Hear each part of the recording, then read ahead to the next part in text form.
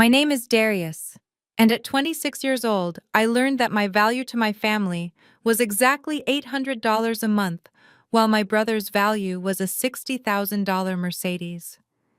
It happened at a celebratory dinner where my father raised a glass to my younger brother Trey, calling him the future of our legacy. He handed Trey the keys to a brand new luxury car while my mother wept tears of joy. Then my father turned to me, his face hardening like stone, and slid a crumpled brown envelope across the white tablecloth. It wasn't a gift. It was an eviction notice disguised as a rental agreement. "Pay up by Sunday or get out," he said in front of everyone. I asked why I had to pay to live in my own childhood home while my brother got a free car. My father looked me dead in the eye and said, "Because he is worth it, and you are just taking up space." I didn't scream. I didn't flip the table. I simply nodded. That night I packed my life into 2 bags, canceled every secret bill I had been paying for them for years, and left a note on the fridge. Now my brother is panicking because his car is being repossessed. My mom is screaming because the electricity just got cut, and my dad is calling every number he can find.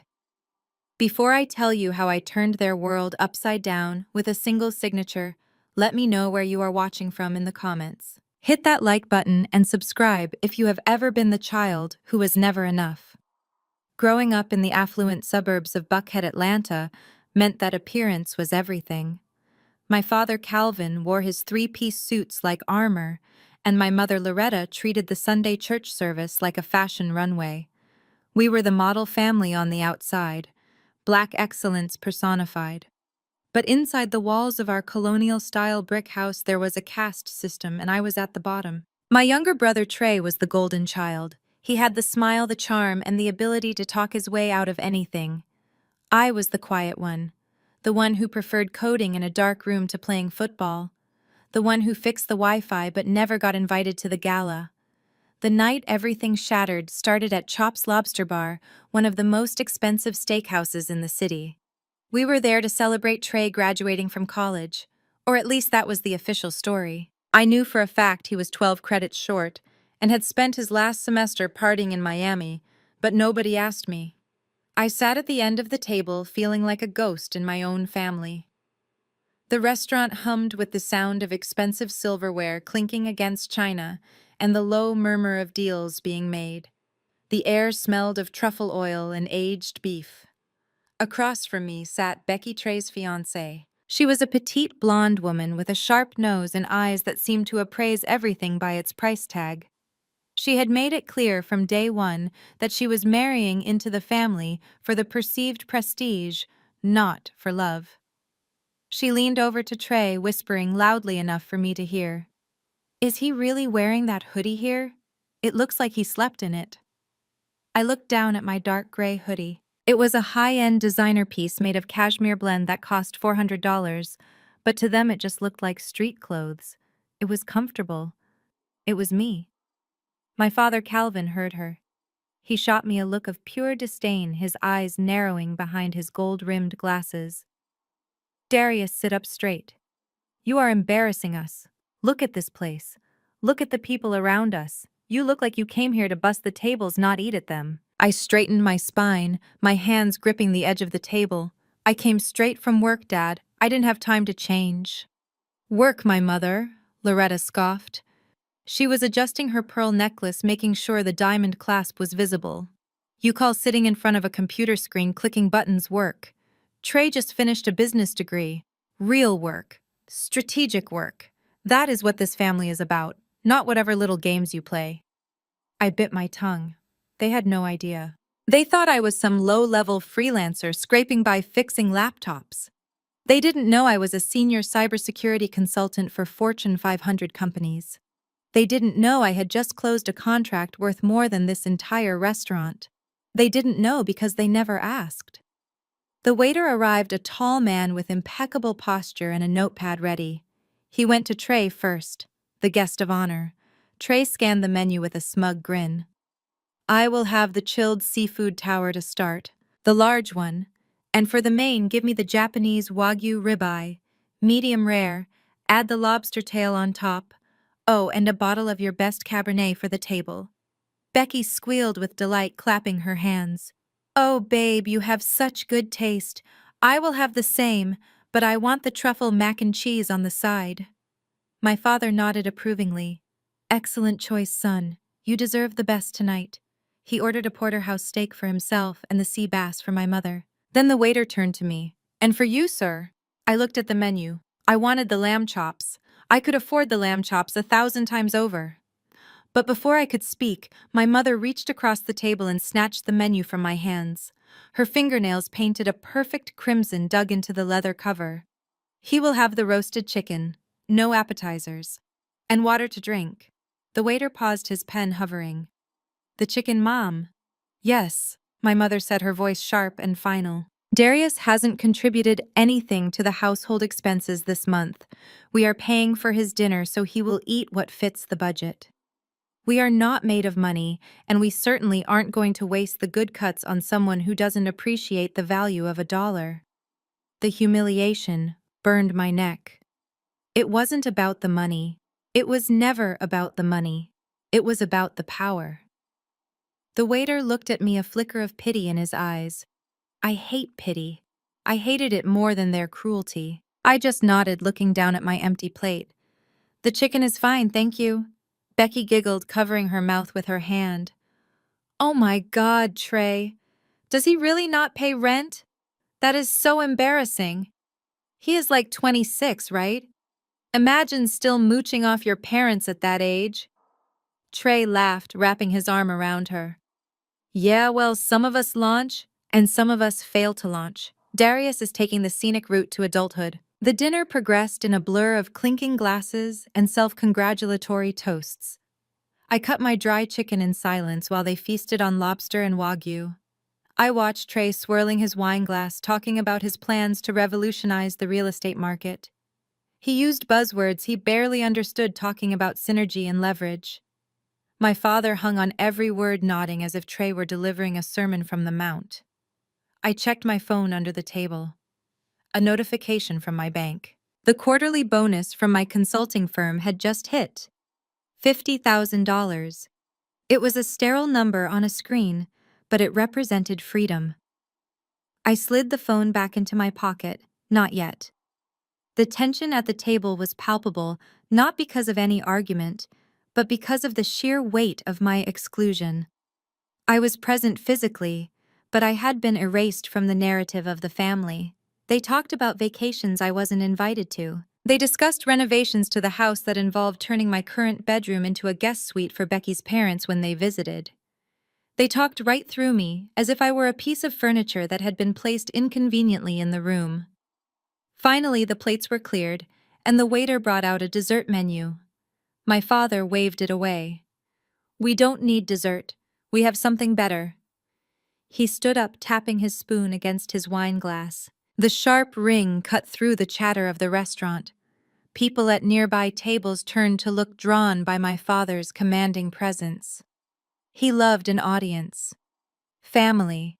He began, his voice booming with that preacher-like cadence he used when he wanted to feel important. Today is a momentous occasion. We are here to celebrate achievement. We are here to celebrate the future. Trey, son, stand up. Trey stood, buttoning his suit jacket, grinning like a Cheshire cat. Becky looked at him with adoration. Or maybe she was just looking at the expensive watch on his wrist. My father reached into his pocket and pulled out a small black velvet box. He held it up, letting the restaurant lighting catch the texture of the fabric. Son, your mother and I are so proud of you. You have graduated college. You have proven that you have the drive and the ambition to carry the Vance name forward. You are the first of your generation to truly step up. I felt a cold stone settle in my stomach. I had graduated college 4 years ago. I had a degree in computer science. I had graduated cum laude. But because I didn't walk at the ceremony, choosing instead to start my first contract job immediately, they acted like it never happened. My degree was invisible because it didn't come with a pageant. My father opened the box. Inside sat a sleek silver car key with the unmistakable three-pointed star logo. A Mercedes-Benz. Not just any Mercedes. From the shape of the fob, I knew it was the new C-Class, probably the AMG line, given my father's penchant for flashiness. $60,000 minimum. Here are the keys to your future son, my father said, handing them over. The car is parked out front with a big red bow. It is yours. You earned it. Trey let out a whoop of excitement that was too loud for the venue. No way. Dad, Mom, are you serious? He grabbed the keys, hugging my father, then my mother. My mother was weeping, dabbing at her eyes with a linen napkin. My baby boy, she sobbed. You deserve the world. Becky was jumping up and down, squealing. Oh my God, Trey, let me see, let me see. She grabbed the keys, taking a selfie with them instantly. Hashtag blessed, hashtag new car, hashtag hubby material. The whole restaurant seemed to be smiling at them. A perfect moment for a perfect family. And then the energy shifted. My father sat back down, his smile vanishing instantly as he turned his head toward me. The warmth was gone, replaced by a cold, hard stare. He reached into his inner jacket pocket again. But this time there was no velvet box. He pulled out a plain brown manila envelope. The kind you get bills in. The kind that signifies bureaucracy and bad news. He didn't hand it to me. He tossed it. It slid across the white tablecloth, spinning slightly before coming to a stop right in front of my plate of chicken bones. Open it, my father commanded. I knew what it was before I broke the seal. I could feel the hostility radiating off him. I opened the envelope and pulled out a single sheet of paper. It was a lease agreement. Generic, downloaded from the internet, but filled out in my father's sharp, angular handwriting. Tenant Darius Vance. Monthly rent $800. Utilities not included. Due date. First of the month. I stared at the paper. The numbers seemed to dance before my eyes. $800. I looked up at my father. What is this? It is time you grew up, Darius. My father said, his voice loud enough for the next table to hear. You are 26 years old. You have been living under my roof, eating my food, using my electricity for far too long without contributing a dime. Trey has launched. He is moving forward. You are stagnant. Stagnant. I paid the internet bill every month. I paid the streaming services. I fixed the plumbing when it broke because Dad was too cheap to call a professional. I bought the groceries every other week. But because I didn't hand them a check with the word rent on it, none of it counted. Mom chimed in, her voice dripping with that fake sweetness she used when she wanted to twist the knife. We are doing this for your own good, baby. You need a push. You are too comfortable. We can't enable your laziness anymore. It is not fair to Trey that he works so hard while you just sit in your room playing on that computer. Laziness. I worked 60-hour weeks. I managed security protocols for banks. I stopped hackers from stealing millions. But to them, if you weren't wearing a suit and shaking hands, you weren't working. I looked at Trey. He was dangling the Mercedes key on his finger, watching me with a smirk. He didn't look grateful. He looked victorious. He looked like he had won a competition I didn't even know we were playing. Why? The word escaped my lips before I could stop it. My voice was calm, but there was a tremor underneath it. Why do I have to pay $800 a month to live in the room I grew up in, while he gets a $60,000 car for graduating with a 2.0 GPA? The table went silent. Becky gasped. Trey stopped spinning the key. My father leaned forward, his face turning a shade darker. GPA doesn't matter, Darius. Character matters. Ambition matters. Trey has potential. He has a future. He is getting married. He is building a life. You are just taking up space. He pointed a finger at me. Because he is worth it. He is an investment. You are a liability. You drain us. You bring nothing to this table but your appetite and your sullen attitude. So you have a choice. You pay the $800 by Sunday, or you pack your bags and you get out. We are done carrying you. I looked at the lease agreement again. Then I looked at my mother. She refused to meet my eyes, busy picking lint off her napkin. I looked at Becky, who was whispering something to Trey, probably a joke about me being homeless. Something inside me clicked. It was the sound of a heavy door slamming shut and locking, the final tumbler falling into place. The grief I had felt for years, the longing for their approval, it just evaporated. It was replaced by a cold, clinical clarity. They didn't know me. They didn't know my worth. And they never would. I picked up the lease agreement. I didn't tear it up. I didn't crumble it. I folded it neatly along the creases and placed it back in the brown envelope. I put the envelope in the pocket of my hoodie. Okay, I said. My father blinked. Okay, I understand, I said. I pushed my chair back and stood up. The movement was smooth, controlled. I didn't look angry. I didn't look sad. I looked like a man who had just concluded a business transaction. Where are you going? My mother asked, sudden alarm in her voice. We haven't had coffee yet. I am going to the bathroom, I said. Enjoy the coffee. I walked away from the table. I could feel their eyes on my back. I could hear Becky giggling again. He is probably going to call a friend to borrow money, she whispered. I walked past the bathrooms and went straight to the host stand near the entrance. The manager was there, a serious-looking man in a black suit. I pulled my wallet out of my hoodie pocket. It was a beat-up leather wallet, but inside, tucked behind my driver's license, was a card I rarely used. It was made of anodized titanium, heavy, black, the American Express Centurion card, the black card. I handed it to the manager. The table in the corner. The Vance party. I want to pay the bill. The manager looked at the card, then at me in my hoodie, then back at the card. He ran it. It cleared instantly. $1,240. Add a 20% tip, I said. And do not tell them who paid it. Just tell them it is taken care of. Consider it my rent. The manager nodded, handing me the receipt. I didn't take it. I just turned and walked out the front door into the humid Atlanta night. The valet asked for my ticket. I didn't have one. I had taken an Uber. I pulled out my phone and summoned a black car. I wasn't going back to the table. I wasn't going to argue. I was going home to pack. They wanted me to be an adult. They wanted me to pay my way. Fine, I would pay. But they had no idea what the cost was actually going to be. They thought they were teaching me a lesson about money. But I was about to teach them a lesson about value, and the tuition was going to be very expensive. The house was silent when I returned. Not the peaceful silence of a home at rest, but the heavy, suffocating silence of a place that held too many secrets. I unlocked the front door with the key that I knew I would be leaving behind in a few hours. The familiar click of the lock usually meant safety, but tonight it sounded like a countdown. I walked through the foyer past the family photos that lined the hallway. There was Trey, winning the spelling bee in 3rd grade. There was Trey at prom. There was Trey holding his high school diploma.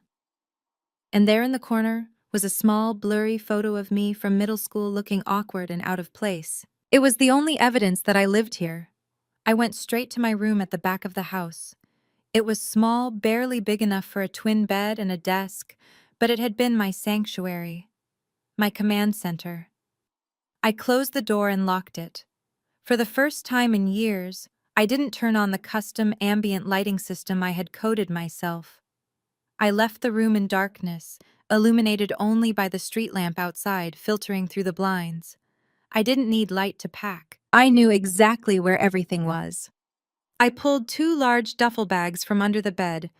These weren't travel bags for a vacation.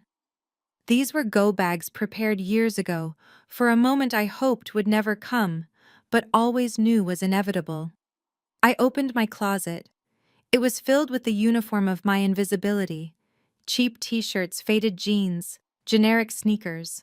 The clothes my mother approved of because they were sensible and didn't overshadow Trey. I grabbed them by the handful and threw them into a trash bag. I didn't want them. They belonged to the Darius they thought they knew, the broke freelancer who needed charity. I reached to the back of the closet behind a false panel I had installed when I was 18.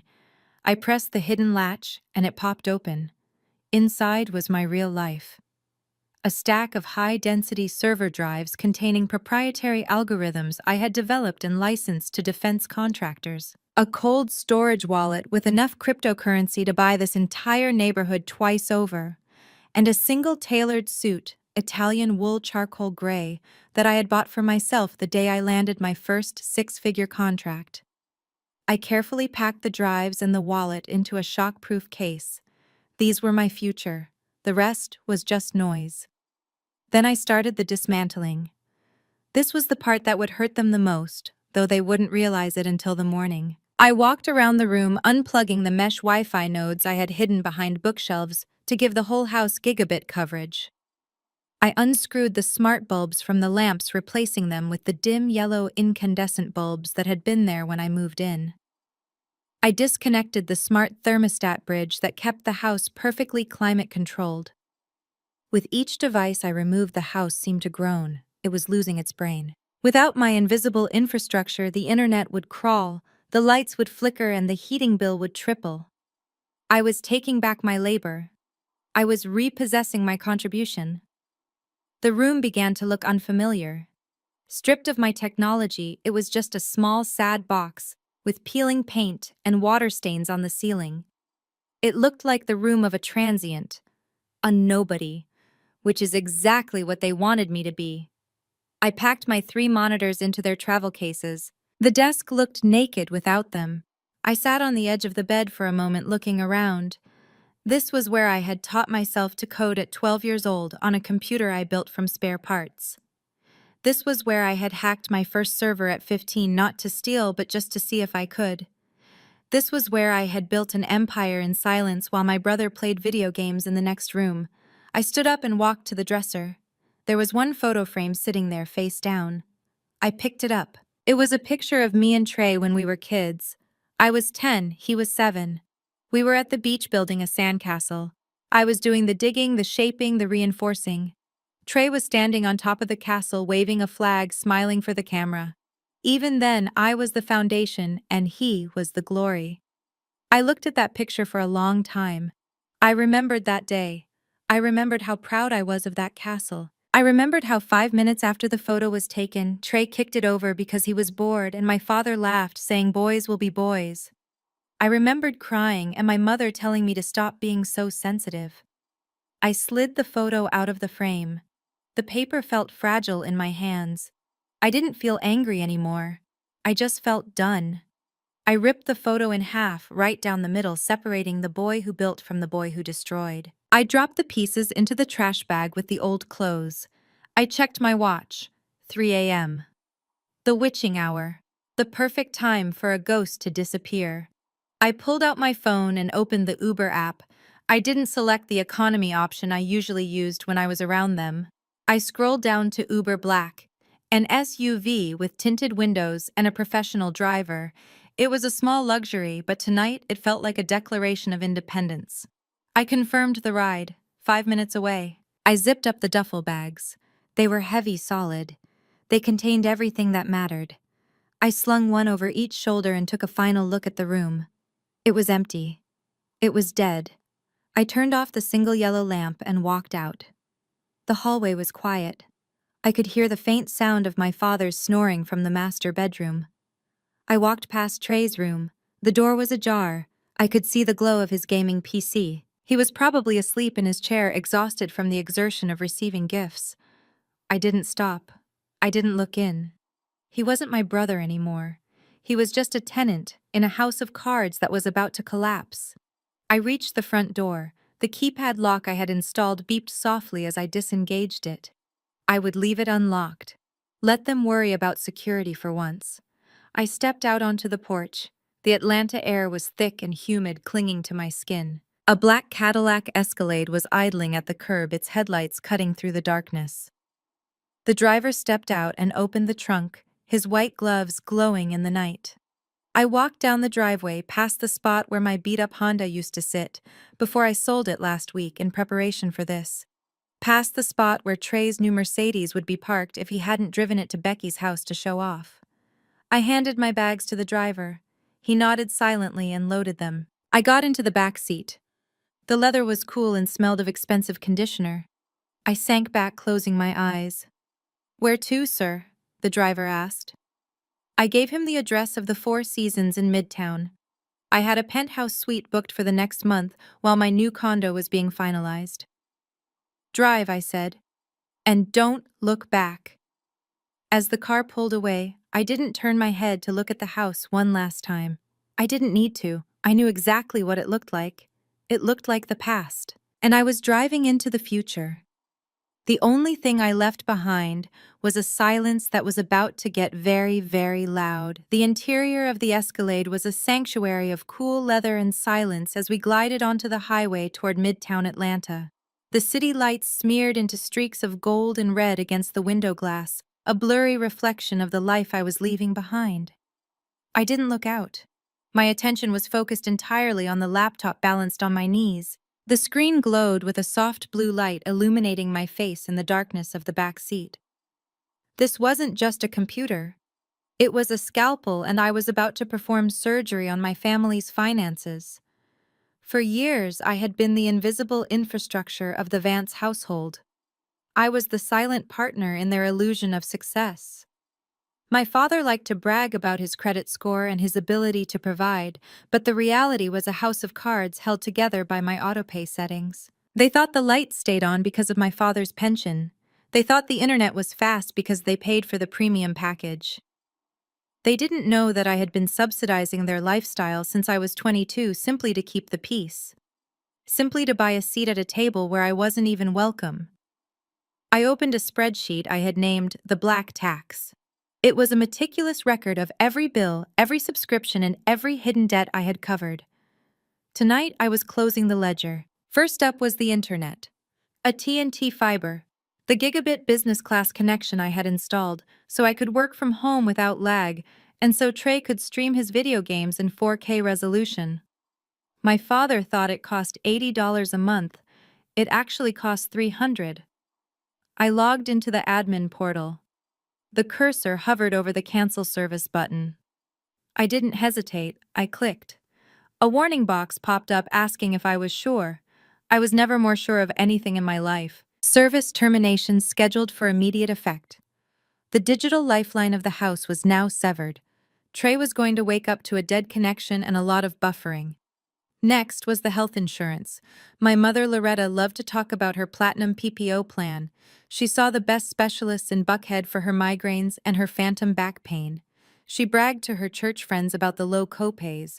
She believed my father's old company still covered it as part of a retirement package. They didn't. That coverage ended 3 years ago. I had quietly stepped in and picked up the premium, nearly $1,200 a month, transferring the funds to an account my father managed so he could save face. I logged into the Blue Cross portal. I removed my funding source. I canceled the policy effective midnight. The next time she walked into that marble-floored waiting room, she was going to learn a very expensive lesson about the American healthcare system. Then there was the phone. The iPhone 15 Pro Max that Trey had been glued to all through dinner. The one he used to take selfies with his new car keys. He told everyone he bought it with his graduation money. In reality, he didn't have graduation money. I had co-signed the financing agreement because he had no credit history, and I had set up the monthly payments to draft from my secondary checking account. I logged into Verizon. I reported the device as no longer in my possession and removed my card from the autopay. I blocked the line from the account level. His status symbol was now just a paperweight. I went down the list methodically. Netflix, Hulu, Spotify Family Plan, the landscaping service that kept the lawn manicured so my father could look down on the neighbors, the pest control, the security system monitoring fee, click, click, click. With every confirmation screen, I felt a physical weight lifting off my chest. It wasn't spite, it was a correction. I was simply letting gravity take its course. They wanted me to pay $800 for a room. I was showing them that the room had actually cost me $3,000 a month for years. I closed the laptop as the driver pulled up to the Four Seasons. The doorman opened the door, and I stepped out into the crisp night air. I was lighter. I was poorer on paper. But for the first time in my life, I was free. Meanwhile, back in the suburbs, the sun began to creep over the horizon, lighting up the brick facade of the house I had just ghosted. Inside, the silence was absolute. The hum of the high-speed router fan was gone. The soft blue light of the security panel was dark. Loretta Vance woke up at 7 o'clock sharp. She stretched in her king-sized bed, feeling a deep sense of satisfaction. Yesterday had been a triumph. Her baby boy Trey had his Mercedes. Her husband Calvin had finally put his foot down with Darius. The family was correcting itself. The hierarchy was restored.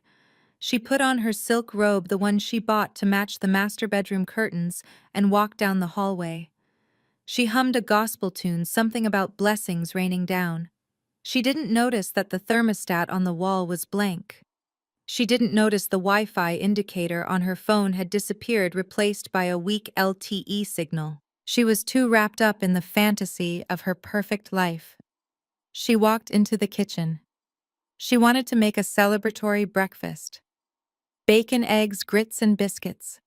A feast for her successful son and her strong husband. She hummed louder as she reached for the refrigerator door. And there it was. A single yellow sticky note placed squarely at eye level on the stainless steel door. It was bright offensive yellow against the cold gray metal. It was the only thing out of place in her pristine kitchen. She frowned. She recognized the handwriting immediately. It was sharp, precise, and lacking in any warmth. It was Darius. She pulled the note off the fridge. She read it once, then she read it again, her lips moving silently. Rent of $800 was paid via the dinner bill last night. That concludes my financial obligations to this household. Below is a list of services I am no longer funding as of 3 a.m. this morning. Internet, cable, health insurance, landscaping, Trey's phone, security. Good luck with your pride. Loretta stared at the paper. She let out a short, sharp laugh, a scoff of pure disbelief. She crumpled the note in her fist, squeezing it into a tight yellow ball. He thinks he is funny, she muttered to the empty kitchen. He thinks he is someone. He thinks he pays for the internet. The boy is delusional. He probably pays $10 a month for some gaming channel and thinks he runs the house. She threw the crumpled note into the trash can with a decisive thud. She refused to let his petty tantrum ruin her morning. He would be back by Sunday. They always came back when they got hungry. He was just acting out because he was jealous of Trey. It was sad, really. She turned to the small television on the kitchen counter. It was her morning ritual. She liked to watch the local news while she cooked to see the weather and check the traffic, even though she rarely had anywhere to be. She picked up the remote and pressed the power button. The screen flickered to life. But instead of the familiar smiling faces of the morning news anchors, there was nothing. Just a bouncing gray box with white text. No signal. Check source. She frowned, tapping the remote against her palm. She pressed the channel up button. Nothing. She pressed the menu button. Nothing. She walked over to the cable box tucked behind the TV. The green light that usually indicated a connection was blinking an angry red. Service suspended. Contact provider. The words floated on the small LED display of the cable box. Loretta stared at them. A cold prickle of unease started at the base of her neck. Service suspended. That wasn't possible. Calvin paid the bills. Calvin always paid the bills. She reached for her phone to call the cable company to give them a piece of her mind. She tapped the screen to wake it up. A notification was sitting there from her pharmacy app. Prescription refill denied. Insurance coverage inactive. She blinked. That had to be a mistake. She had just refilled her blood pressure medication last week. She swiped the notification away. It was a glitch. Technology was always glitching. Then she heard a noise from upstairs. A shout. It was Trey. Mom.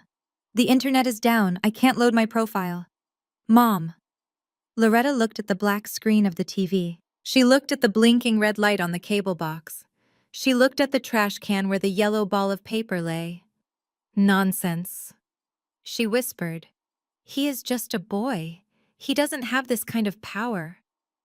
But as she stood there in the silence of her kitchen, the hum of the refrigerator seemed to change pitch. It sounded less like a purr and more like a groan. The house felt different. It felt exposed. She walked over to the trash can and retrieved the crumpled note. She smoothed it out on the granite countertop, pressing the wrinkles flat with her manicured hand. She read the list again. Internet, cable, health insurance. She looked at the phone in her hand. The LTE bars were weak. She tried to load a web page. The loading bar crawled a quarter of the way across the screen and then stopped. Stuck. From the top of the stairs, she heard a door slam, then heavy footsteps thudding down the hallway. It was Calvin. "Loretta!" he bellowed. "Why is the security panel beeping? It says connection lost." Loretta looked up at the ceiling. The realization washed over her like ice water.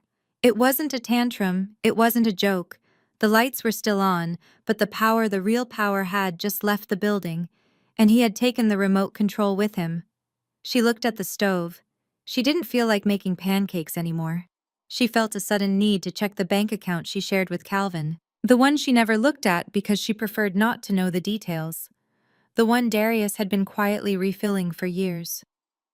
She had a terrible feeling that when she looked at the balance, she was going to see exactly what her pride was worth. And she suspected it was going to be a lot less than $800.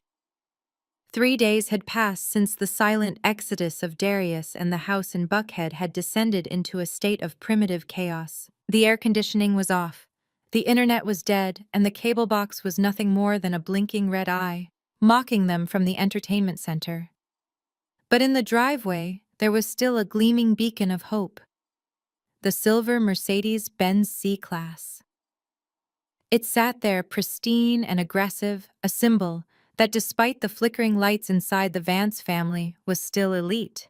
Or at least that is what Trey told himself as he slid into the driver's seat on that scorching Wednesday afternoon. The interior of the car was the only place left where the illusion of perfection held together. The leather still smelled intoxicatingly new, a mix of factory chemicals and luxury. Trey pressed the start button and the engine purred to life. The digital dashboard lit up with crisp graphics. He blasted the air conditioning, letting the artificial chill wash over his sweat-dampened shirt. Inside the house, the temperature had climbed to 85 degrees, but in here, it was a cool 68. He connected his phone via Bluetooth, playing music from his downloaded library, since he couldn't stream anything without data. He felt like a king reclaiming his throne. Becky hopped into the passenger seat, slamming the door with a little too much force. She looked immaculate, as always, wearing a white sundress and oversized sunglasses that cost more than most people's weekly paycheck. But her expression was tight. The last 3 days had been hard on her, too. She didn't like sweating. She didn't like that she couldn't upload her stories from the house. She didn't like that the golden sheen of the Vance family was starting to look a little tarnished. "Where are we going?" she asked, adjusting the vents so they blew directly onto her face. "I need to get out of here, Trey. Your house is depressing. It feels like a sauna, and your mom is driving me crazy, complaining about her back." "We are going to Lenox Square," Trey said, shifting the car into drive. "We are going to shop. We are going to eat lunch at a place with working Wi-Fi. And we are going to forget about Darius and his little tantrum. Dad says he will be back by the weekend anyway, begging for forgiveness." Becky softened slightly, looking at the diamond on her finger. "I hope so. He is being so dramatic. It is just rent. Everyone pays rent." Trey pulled out of the driveway, revving the engine unnecessarily loudly. He wanted the neighbors to look. He wanted them to see that the Vances were still rolling in style. He navigated the winding streets of the subdivision, driving with one hand on the wheel, the other resting casually on the center console. He felt powerful. The car responded to his touch, instantly masking the insecurity that had been gnawing at him since the internet went dark. They merged onto Peachtree Road. Traffic was heavy as usual, but Trey drove aggressively, weaving between lanes, cutting off a Honda Civic with a dismissive wave. He was in a Mercedes. The rules were different for him. He was the golden child. The road belonged to him. He saw the blue lights flash in his rearview mirror before he heard the siren. A Georgia State Patrol Charger was right on his bumper. Becky gasped, clutching her designer purse. "Oh my God, Trey, you are getting pulled over." "Relax, babe," Trey said, rolling his eyes. He glanced at the speedometer. He wasn't even speeding that much. Probably just wants to check out the car. It happens all the time with rides like this. Jealousy is a disease. He pulled over into the parking lot of a strip mall right in front of a busy smoothie shop. People sitting on the patio turned to watch. Trey adjusted his mirror, checking his hair. He wasn't worried. His dad knew people. A ticket was just a piece of paper. He lowered the window as the trooper approached. The heat of the afternoon rushed in instantly, ruining the climate-controlled bubble. Afternoon Officer Trey said, flashing his winning smile, the one that usually got him out of homework and detention. "What seems to be the problem?" "License and registration," the trooper said. He was a large man with mirrored sunglasses that reflected Trey's confident grin back at him. He didn't smile back. Trey reached into the glove compartment. He pulled out the leather folder the dealership had given them. He handed over his license and the temporary registration paper. The trooper took them and walked back to his cruiser. "See," Trey said to Becky. "No big deal, just a routine check." He probably saw the temporary tag and wanted to make sure it was legit. Becky looked out the window at the people watching them. "Just get it over with, Trey. This is embarrassing. People are staring." "Let them stare," Trey said, drumming his fingers on the steering wheel. "They are staring because we look good." 10 minutes passed. The air conditioning was fighting a losing battle against the open window. Trey started to get annoyed. "What is taking him so long?" he muttered. Finally, the trooper returned. He wasn't holding a ticket book. He was holding a clipboard. And he wasn't alone. Another patrol car had pulled up behind him, blocking the Mercedes Inn. "Step out of the vehicle, sir," the trooper said. Trey blinked. "Excuse me." "Step out of the vehicle. Now."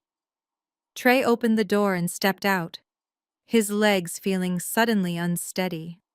"What is this about? I wasn't speeding." The trooper looked at him impassively.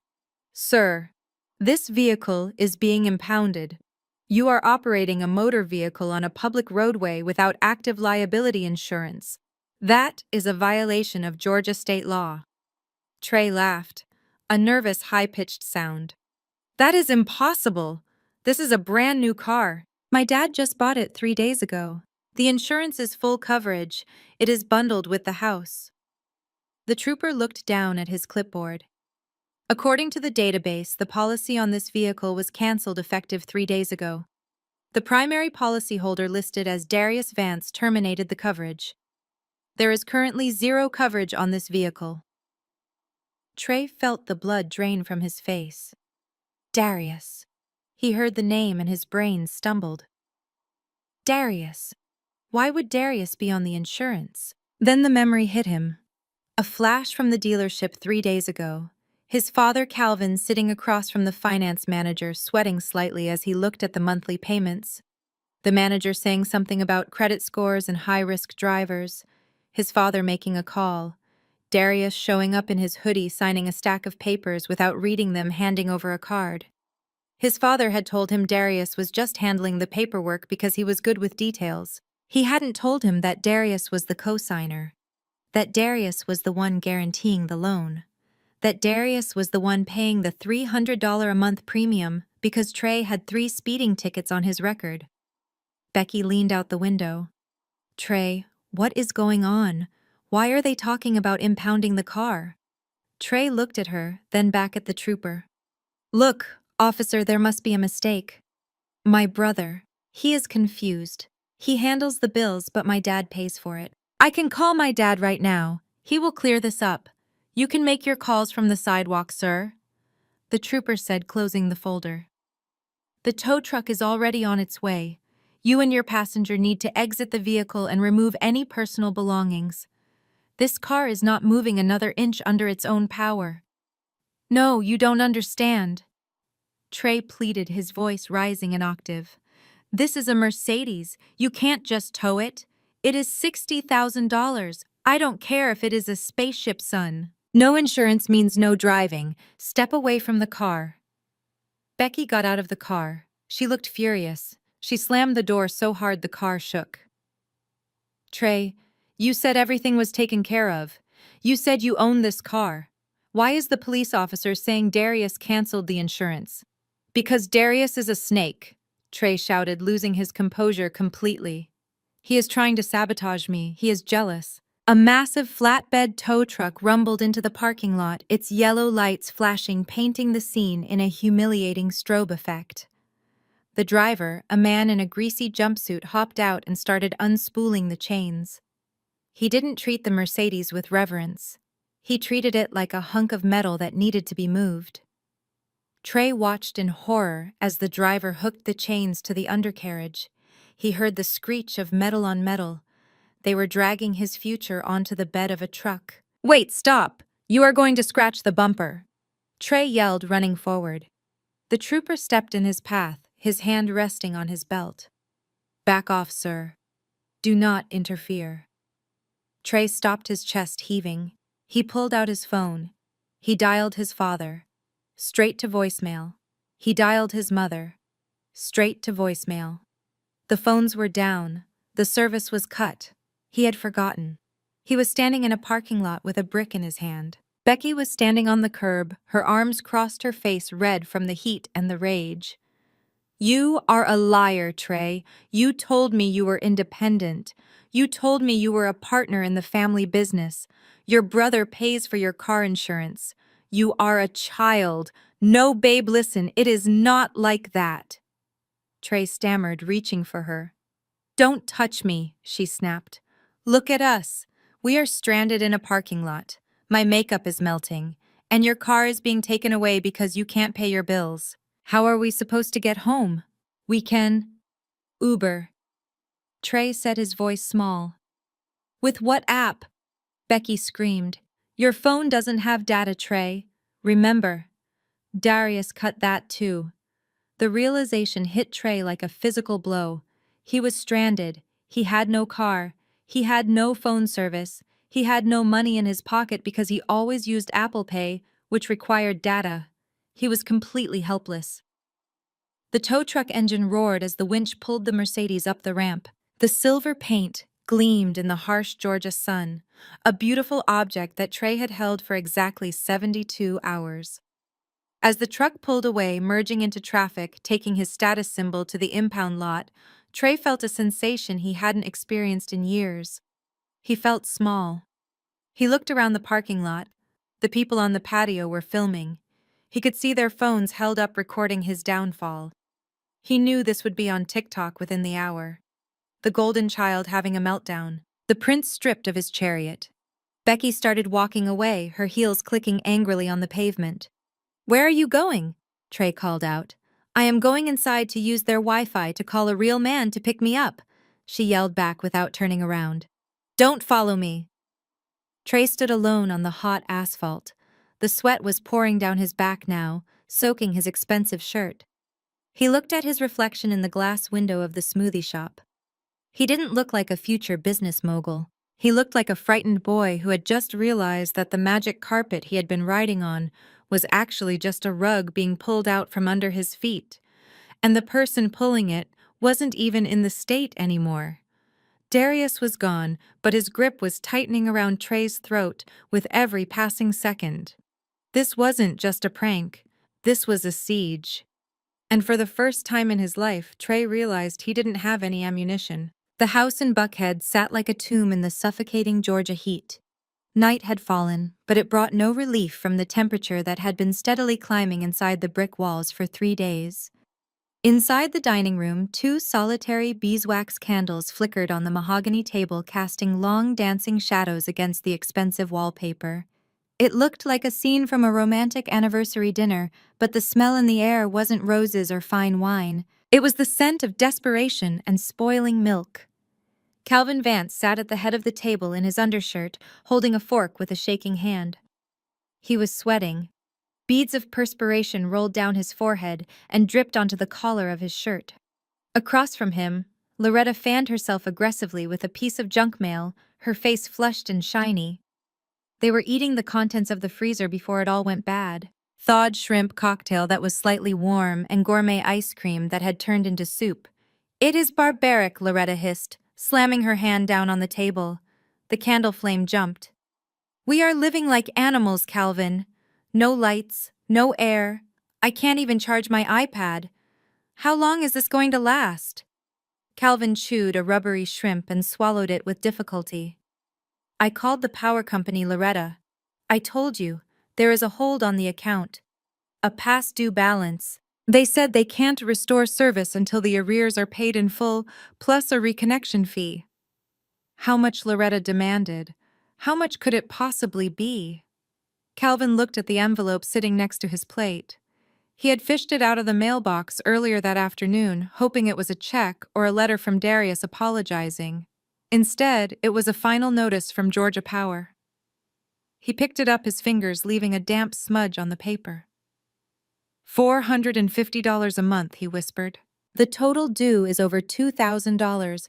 Darius hasn't paid it in months. He let it pile up and then he canceled the autopay. Loretta stopped fanning herself. $450 for electricity. That is impossible. We barely use anything.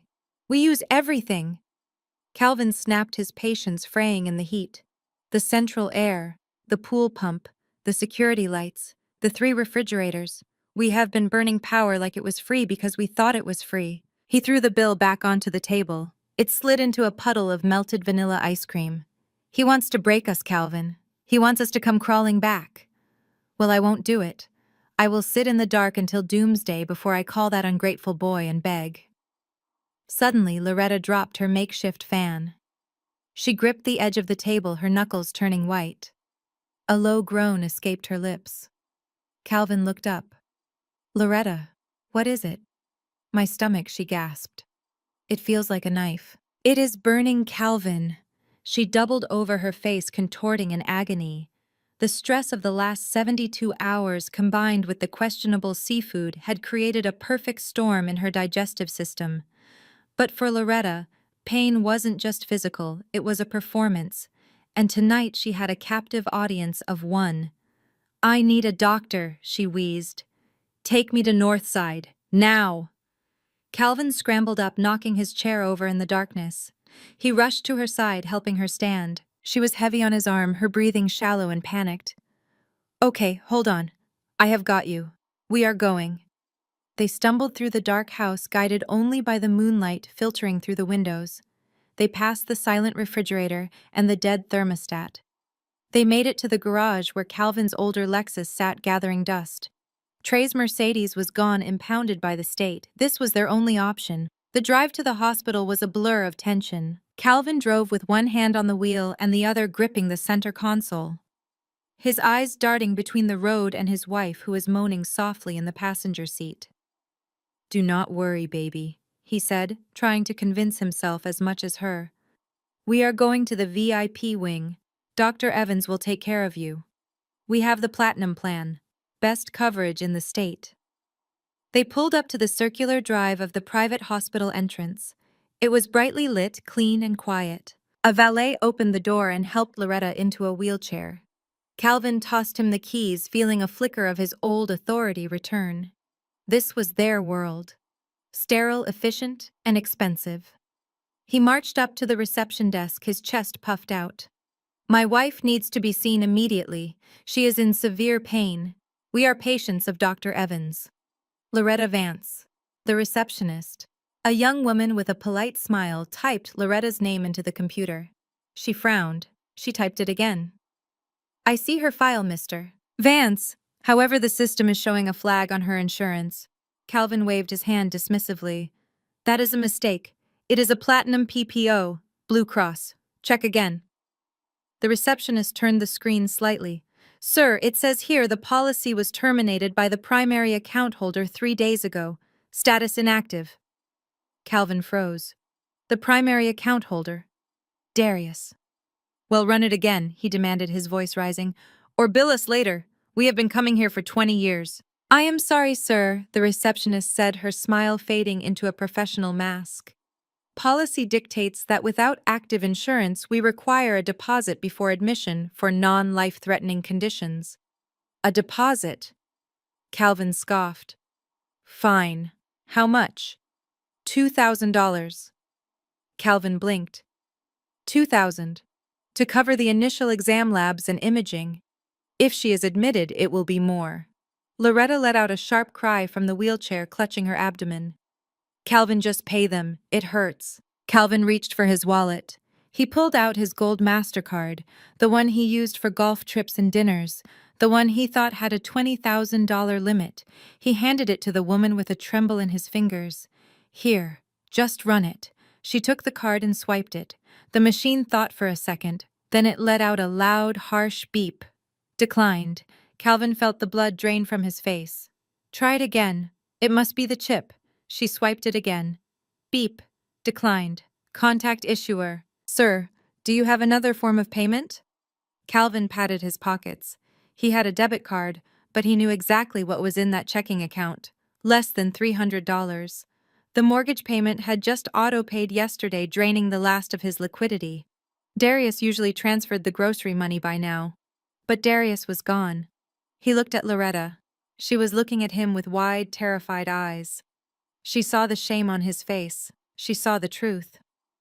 I can't, Calvin whispered. The receptionist looked down at her desk, embarrassed for them. Sir, there is a county hospital about 20 minutes south. Grady Memorial. They have an emergency room that accepts patients regardless of ability to pay. Grady, Loretta gasped. Her voice was weak but filled with horror. You can't be serious. That is a public hospital. It is for them. It is your only option, ma'am, unless you have the cash, the receptionist said gently but firmly, pushing the declined card back across the counter. The walk back to the car was the longest journey of Calvin's life. He had to ask the valet for his keys back without tipping him because he didn't have any cash. He had to help his weeping wife back into the passenger seat of his aging Lexus under the bright, unforgiving lights of the hospital canopy. The drive to the public hospital was a descent into a different reality.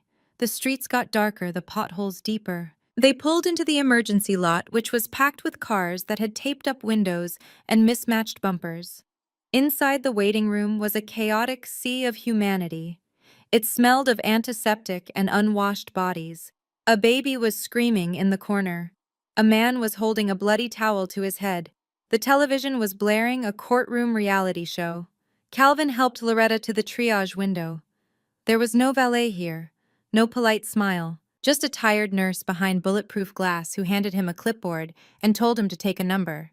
They found 2 plastic chairs in the back near the vending machines.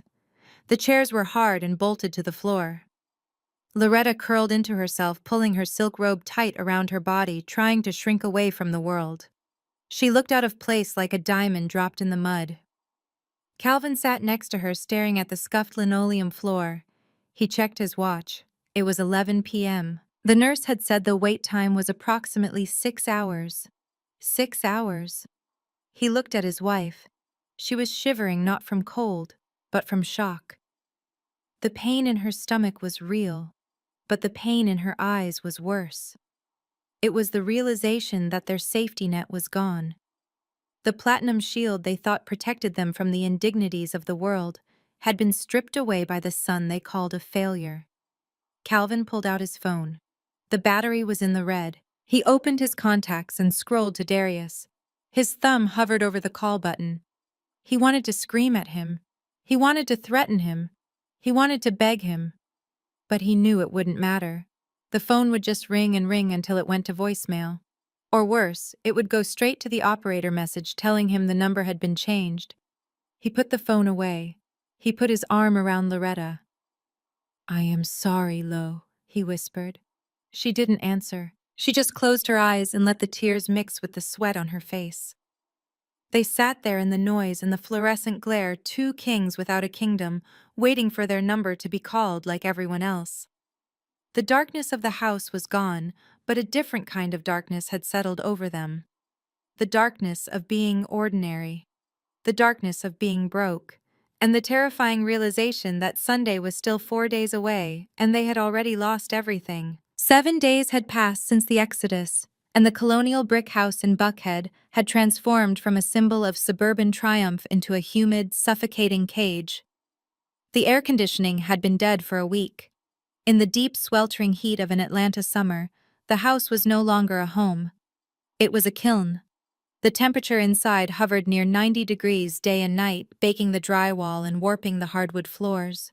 The smell was the first thing that hit you. It was a thick, cloying cocktail of stale sweat, spoiling garbage that couldn't be taken out because the service had been cancelled, and the lingering sulfurous odor of resentment. In the kitchen, the magnificent stainless steel refrigerator stood open like a tomb. The food inside had long since rotted.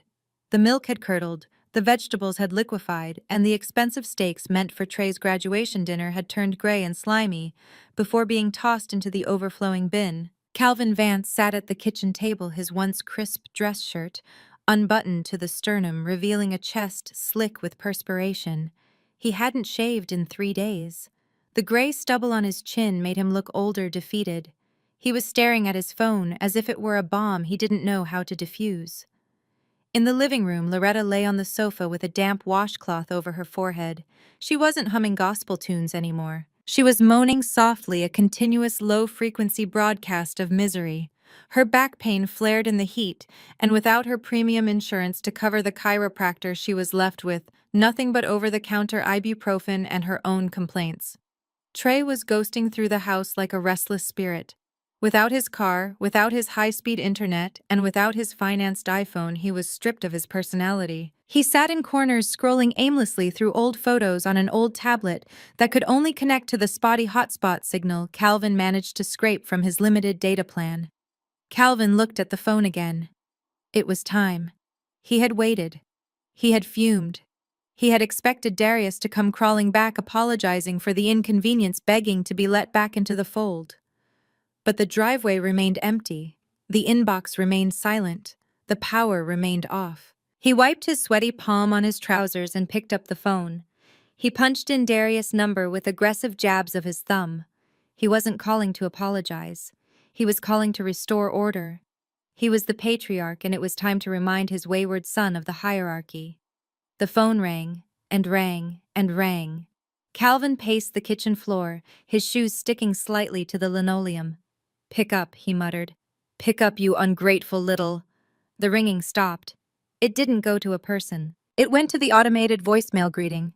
The robotic female voice was a slap in the face. Calvin didn't wait for the beep. He exploded. "Darius, answer the phone right now. Who do you think you are? You think you can just walk out of here and leave us like this? Your mother is sick, Darius. She is lying on the couch in 90-degree heat because of you. Do you hear me? You are killing her. You are killing your own mother with this petty game." He took a breath, the hot air searing his lungs. "We know what you did. We know you canceled the insurance. They took Trey's car. They embarrassed us in front of the whole neighborhood. Is that what you wanted? To shame this family, to humiliate your brother. You are jealous, Darius. You have always been jealous of him because he shines and you don't. But this is evil." He was shouting now, his voice cracking. "You turn this power back on today. Do you understand? Today. Or so help me God, I will call the police. I will tell them you stole property from this house. I will ruin you, Darius. You come back here and you fix this mess, or you are dead to me." He slammed the end call button, his chest heaving. He threw the phone onto the table. It slid across the surface, stopping just short of a pool of condensation. Did he answer? Loretta called out from the living room, her voice weak. "He is dodging me," Calvin lied, wiping his face. "He is afraid. He knows he crossed the line." An hour passed. The sun climbed higher, beating down on the roof, intensifying the oven-like conditions inside. The silence of the phone was deafening. Calvin stared at it. He willed it to ring. He imagined Darius calling back, crying, apologizing, transferring money. But the phone just sat there, black and silent. Calvin felt a cold knot of fear tighten in his stomach. The anger was burning off, leaving behind a residue of panic. What if Darius didn't care? What if the threats didn't work? What if he really wasn't coming back? He picked up the phone again. His hands were shaking, less from rage now and more from desperation. He needed a new tactic. He needed to be the bigger man. Or at least pretend to be. He dialed again. Ring, ring, ring. Voicemail. Calvin forced his voice to be calm. He adopted the tone of a benevolent king, offering a pardon to a rebellious subject. "Darius' son. Look, I know we said some things at dinner. Emotions were high. We were all stressed. Maybe I was a little harsh about the rent. He paused, wiping sweat from his upper lip. Your mother and I have talked. We are willing to make a compromise. If you come back today and get the utilities turned back on, we will waive the rent for next month. You can have a grace period. We won't charge you the $800 until September. He waited as if expecting an answer from the recording. We are a family, Darius. Families fight, but they stick together. Trey misses you. Your mother misses you? Just come home. Bring the passwords. Fix the accounts. We can put this behind us. We will even let you eat with us on Sundays. Just come home. He hung up. He looked at the phone waiting. Surely that would do it. He had offered an olive branch. He had offered amnesty. It was a generous offer. Meanwhile, 10 miles away in the heart of Midtown Atlanta, the air was crisp and cool at 72 degrees. Darius sat on the balcony of his penthouse suite on the 40th floor of the Four Seasons. The city sprawled out below him, a grid of glittering lights and moving traffic. From this height, the chaos of the world looked organized, beautiful, and silent. He held a glass of Pinot Noir in his hand, the condensation cool against his fingertips. He was wearing a silk robe that cost more than his father's monthly mortgage payment. He took a sip of the wine, letting the complex notes of cherry and earth settle on his tongue. His phone, which was resting on the glass patio table, lit up. A notification. Voicemail from Dad. 2 minutes ago. Darius didn't reach for it immediately. He watched a hawk circling the thermal currents above the skyscrapers. He felt a profound sense of detachment. It was like watching a movie of someone else's life. He picked up the phone and tapped the screen. He put it on speaker. Calvin's voice, tinny and distorted, filled the cool air of the balcony. We will waive the rent for next month. You can have a grace period. Darius listened to the whole thing. He heard the manipulation wrapped in fake generosity. He heard the desperation leaking through the cracks of the authority.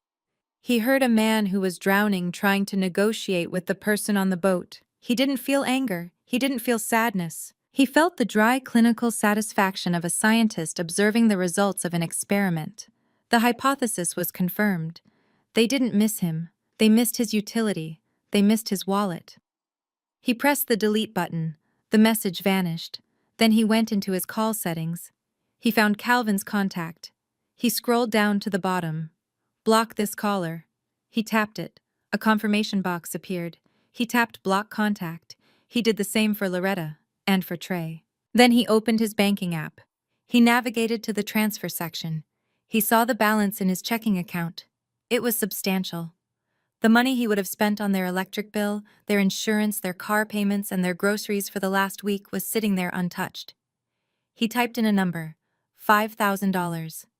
He selected a recipient. It wasn't a family member. It wasn't a friend. It was the Boys and Girls Club of Metro Atlanta, a charity that helped kids who actually needed support. Kids who didn't have golden parachutes or Mercedes-Benz dreams. He hit send. Transaction complete. Darius set the phone down face down. He picked up his wine glass and walked to the railing. He looked out at the horizon where the sun was beginning to dip, painting the sky in bruises of purple and orange. He took a deep breath, inhaling the clean, filtered air of his new life. He didn't give them a cent, not a single penny. He gave them silence, and in that silence he hoped they would finally hear the sound of their own entitlement breaking apart. Back in the sweltering house, Calvin stared at his phone. 5 minutes passed. 10, 30. He tried to call again. This time it didn't ring. It didn't go to voicemail. It just beeped once, a sharp, final tone, and then the line went dead. Call failed. He tried again. Beep. Dead. He looked at the screen confused. Then the realization hit him. It hit him harder than the heat, harder than the hunger. He blocked me. Calvin whispered the words into the dark kitchen. He blocked me. He dropped the phone. It clattered onto the table. He put his head in his hands. For the first time in 20 years, Calvin Vance felt small. He wasn't the king of his castle anymore. He was just an old man sitting in the dark waiting for a bill he couldn't pay. From the living room, Loretta called out, her voice thin and reed-like. "Calvin, did you reach him? Is he coming?" Calvin didn't answer. He couldn't. The truth was too heavy to lift. Darius wasn't coming. And for the first time, Calvin realized that the sun he had called a shadow was the only thing that had been keeping the sun from burning them alive. The heat inside the house had become a physical weight, pressing down on the stagnant air until breathing felt like inhaling hot soup. It was noon on a Tuesday, and the temperature in the living room had climbed to 92 degrees. The silence that had plagued the house for a week was broken only by the sound of a mail truck sputtering away from the curb. Calvin Vance sat at the kitchen table, his shirt open completely, now his skin slick with sweat. He stared at the stack of envelopes he had just retrieved from the mailbox. Usually Darius brought the mail in. Usually Darius sorted it, placing the bills on Calvin's desk and shredding the junk. But Darius was gone, and the mail was piling up like unburied leaves. Calvin picked up a thick envelope with the university logo stamped in the corner. He felt a flicker of pride cut through his misery. It must be the official diploma, or perhaps a solicitation for the alumni fund. He wanted to see it. He wanted to hold the proof that at least one of his sons was a success. He needed a win. He tore open the envelope with a sweaty finger. Inside was not a parchment diploma. It was a letter printed on stark white paper with a red border. The header read, "Office of the Registrar Academic Standing Notification." Calvin squinted, reading the text. His brow furrowed. He read it again, then a third time. The words refused to make sense. "Dear Mr. Vance, this letter serves as a final notification regarding the academic status of Trey Vance. Due to failure to meet minimum grade point average requirements and an outstanding balance of $12,000 for the spring semester, Trey Vance has been placed on academic suspension. He is not eligible for graduation and has not been awarded a degree.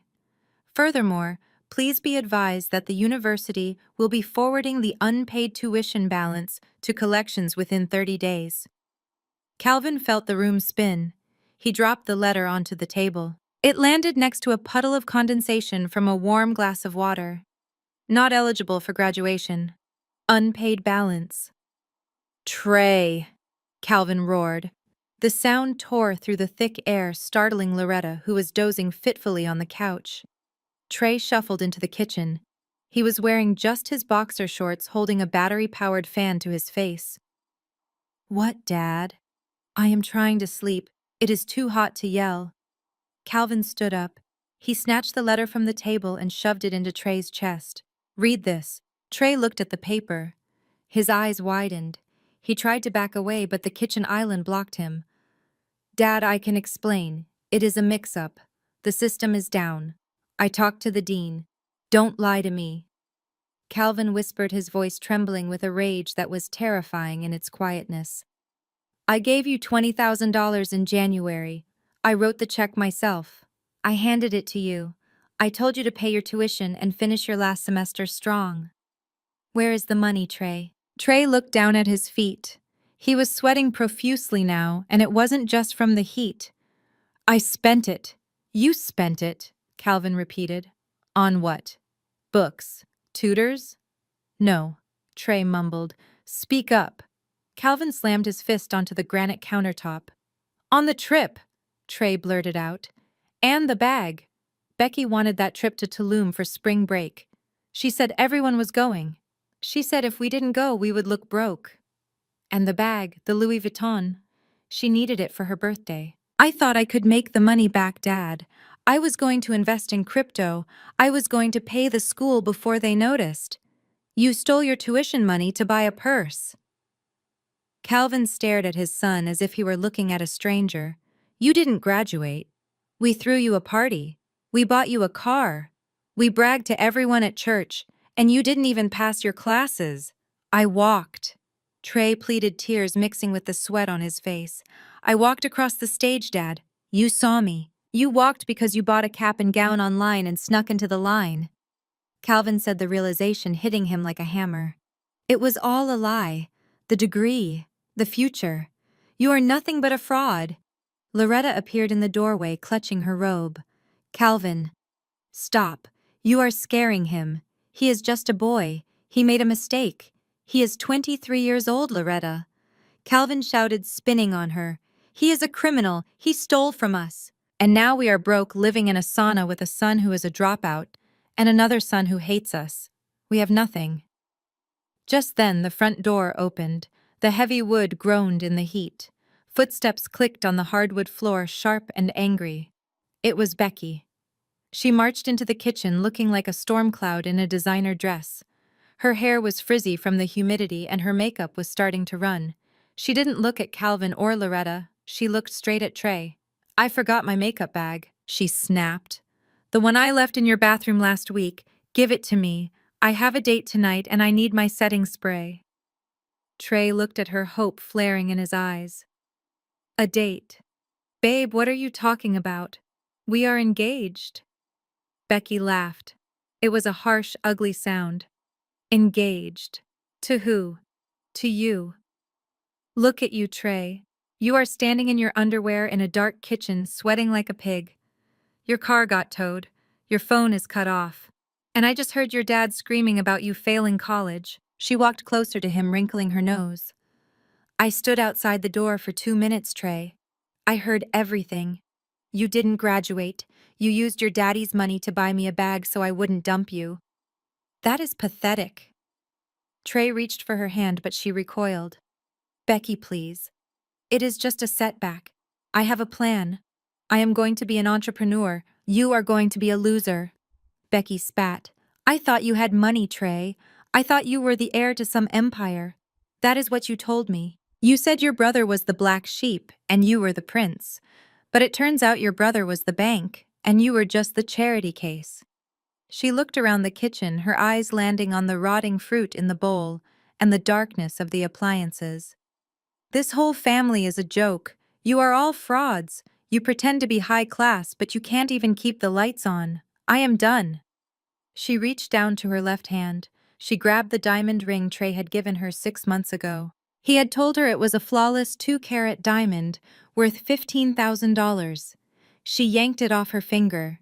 "And this," she said, holding the ring up to the sunlight streaming through the window. "I took this to a jeweler yesterday. I wanted to see if I could sell it to buy a new phone since you clearly couldn't buy me one. Do you know what he told me, Trey?" Trey went pale. "Becky, don't. He told me it is cubic zirconia," she screamed, throwing the ring at him. It bounced off his chest and clattered onto the floor, rolling under the fridge. "It is glass, Trey. Just like you. Fake. Cheap. And worth absolutely nothing." Calvin watched the ring fall. He looked at his son. He knew Trey didn't have money for a real ring, but hearing it said out loud, hearing the humiliation stripped bare, was agonizing. Becky grabbed her makeup bag from the counter where she must have left it days ago. "I called an Uber. A real Uber Black. Not whatever budget ride you would try to get me. I am going to find a man who can actually pay his bills. Don't call me. Don't text me. Oh, wait. You can't." She turned on her heel and stormed out. The front door slammed with a finality that shook the house. Trey stood frozen, the battery-powered fan still buzzing in his hand, blowing hot air into his face. He looked at his father. "Dad, she didn't mean it. She is just stressed." Calvin didn't answer. He walked over to the table and picked up the letter from the university. He folded it carefully. "Get dressed," Calvin said, his voice flat and dead. "What?" "Put on some clothes, Trey. You are going to go out there and you are going to find a job. Any job. I don't care if you are flipping burgers or sweeping streets. You owe me $20,000. And you are going to pay me back every cent." "But Dad, it is hot. I can't walk in this heat." "Walk," Calvin said. "Run, crawl. I don't care." Darius walked. He walked right out of this house and he took his dignity with him. You are going to have to earn yours." Loretta started to cry softly in the corner. "Oh, Calvin, be reasonable. He is upset. He just lost his fiancée. He lost a gold digger, Loretta," Calvin snapped. "And he deserved to lose her. Just like he deserved to lose that car. We raised him to be soft. We raised him to think the world owed him a living. Well, the bill has come due. He looked at Trey, who was now sobbing quietly, his shoulders shaking. I am going to my room, Calvin said. I am going to sit in the dark, and I am going to think about how I let my good son walk away while I poured everything into a liar. Don't talk to me. Don't ask me for food. Don't ask me for money. Unless you have a paycheck in your hand, you are a ghost to me.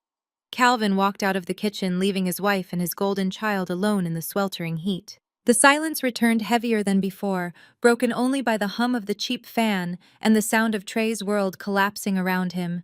He looked down at the floor, where the fake diamond ring lay gathering dust. He didn't pick it up. It belonged there, among the dirt and the debris of a life that was never really his. The living room was a mausoleum of dead air and shadows.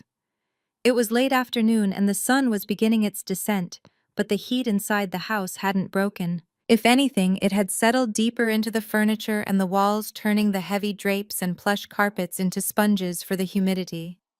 Calvin sat on the edge of the sofa, his head in his hands. He was trying to summon the energy to get up, to find a solution, to be the man of the house again, but every idea he had hit a wall. He had called every relative he could think of. Most hadn't answered. The ones who did had offered thoughts and prayers, but no cash. He had even called his old boss, only to be reminded that his severance package was gone and his reputation was tattered. He looked over at Loretta. She was lying on the other end of the sectional, her eyes closed, her chest rising and falling in shallow, rapid breaths. She looked frail. Without her makeup, without her jewelry, without the armor of her pride, she looked like a stranger. A tired old woman who had been left behind. Calvin felt a surge of frustration, not at her, but at the situation, at the unfairness of it all. He needed to find Darius. He didn't care about apologies anymore. He just needed to find him and force him to fix this. There had to be a way. People didn't just vanish. Darius had left in an Uber. He had to be somewhere in the city. He stood up, his knees popping in the silence. He started pacing the room, looking for anything, a clue, a scrap of paper, a receipt. Darius had lived in that back room for 4 years. He must have left a trail. Calvin walked to the hallway but stopped. He didn't want to go into Darius' room again. It was too empty. It felt haunted. He turned back to the living room. He started pulling up the cushions on the sofa. Maybe a coin, maybe a lost credit card. Anything. He dug his hand into the deep crevice between the armrest and the seat. His fingers brushed against crumbs and dust bunnies. He felt something sharp, a paper clip. He kept digging. Then his fingers brushed against something stiff. It wasn't paper. It felt thicker, like cardboard or plastic. He pinched it and pulled it out. It was an envelope. It was rectangular, made of heavy cream-colored cardstock. It wasn't the cheap, thin paper of a utility bill or a credit card offer. This paper had texture. It had weight. It had been shoved deep into the crack of the sofa, probably fallen out of a pocket weeks ago and forgotten. Calvin wiped the dust off the surface. He squinted in the dim light. The return address was embossed in gold leaf. Sterling and Partners, Private Wealth Management, New York, London, Atlanta. Calvin frowned. Sterling and Partners. He knew the name. Everyone in finance knew the name. They didn't handle checking accounts. They didn't handle car loans. They handled dynasties. They handled the kind of money that didn't just sit in a bank but moved mountains. He looked at the addressee. He expected to see his own name. Maybe it was a mistake, a solicitation sent to him from before the scandal when he was still a VP. But his name wasn't there. Mr. Darius Vance. Calvin stared at the name. Darius. Why would an ultra-high net worth management firm be sending mail to Darius? It had to be a mistake, a clerical error, or maybe a scam. Yes, that was it. It was a scam targeting young men, promising them riches if they invested their savings. Darius was naive. He probably signed up for some newsletter. Calvin started to toss it onto the coffee table, but the weight of the envelope stopped him. It felt expensive. Scammers didn't use paper that felt like fabric. Scammers didn't use real gold leaf. Curiosity fought with exhaustion, and won. He slid his finger under the flap. It wasn't sealed shut. It had been opened once and then stuffed away. He pulled out the contents. It was an invitation, a thick slab of black acrylic with gold lettering etched into the surface. You are cordially invited to the Meridian Gala, an evening of excellence for our diamond tier clients. Calvin felt his breath hitch. He knew the Meridian Gala. It was legendary in Atlanta. It was where the billionaires met the politicians. It was where deals were made that shaped the skyline. Tickets weren't sold. You had to be invited. And to be invited, you had to be a client. He looked at the bottom of the card. In small, discreet text, it read, "Reserved for clients with a managed portfolio exceeding $5 million. $5 million. The room seemed to tilt. Calvin sat down heavily on the coffee table, the acrylic card clutched in his sweaty hand. 5 million. It was impossible. Darius didn't have $5. He wore hoodies. He ate the chicken instead of the steak. He drove a 10-year-old Honda Civic. Loretta stirred on the couch. "What is it, Calvin? What did you find?" Calvin couldn't speak. He just held up the card. The gold lettering caught a stray beam of sunlight piercing through the drawn curtains. Loretta sat up groaning as her back protested. She squinted at the card. "What is that?" "A party invitation." "Who is it for?" "It is for Darius," Calvin whispered. "Darius?" Loretta scoffed. "Why would anyone invite him to a party? He doesn't even talk to people." Calvin handed her the card. "Read the bottom, Loretta. Read the fine print." She took it. She held it close to her face. Her lips moved as she read. "Managed portfolio. Exceeding $5 million. She went still. Her eyes widened until the whites showed all around her irises. She looked at Calvin. "Is this a joke? Did he print this out? Is it a prop for one of his games?" "It is real," Calvin said, his voice trembling. "Look at the quality, Loretta. You can't fake this. This is laser-etched acrylic. This came from Sterling and Partners." "But he is broke," Loretta said, her voice rising in pitch. "He pays $800 a month for rent. He drives a junk car. How could he have $5 million? "I don't know," Calvin said. "I don't know anything." He snatched the card back. There was something else in the envelope. A smaller paper insert. He pulled it out. It was a handwritten note on linen stationery. "Darius, we missed you at the quarterly review. Your portfolio performance has been exceptional this year. The sale of the IP was finalized last Tuesday. The $12 million has been deposited into your primary holding account as requested. Hope to see you at the gala. Best, Marcus. $12 million. The number hung in the hot air of the living room, sucking out the remaining oxygen. $12 million. Calvin felt like he had been punched in the gut. 12 million, just last Tuesday. That was the day of the dinner. The day he had thrown the rent bill at Darius. The day Darius had sat there eating chicken and drinking water while Trey ate lobster. He grabbed his phone. He didn't care about the battery life anymore. He needed to know. He opened the browser. His fingers were slippery with sweat and shaking so hard he mistyped 3 times. He finally typed it in. Darius Vance. He hit search. The little loading bar crawled across the top of the screen, agonizingly slow on the weak cellular signal. Come on, Calvin muttered. The page loaded.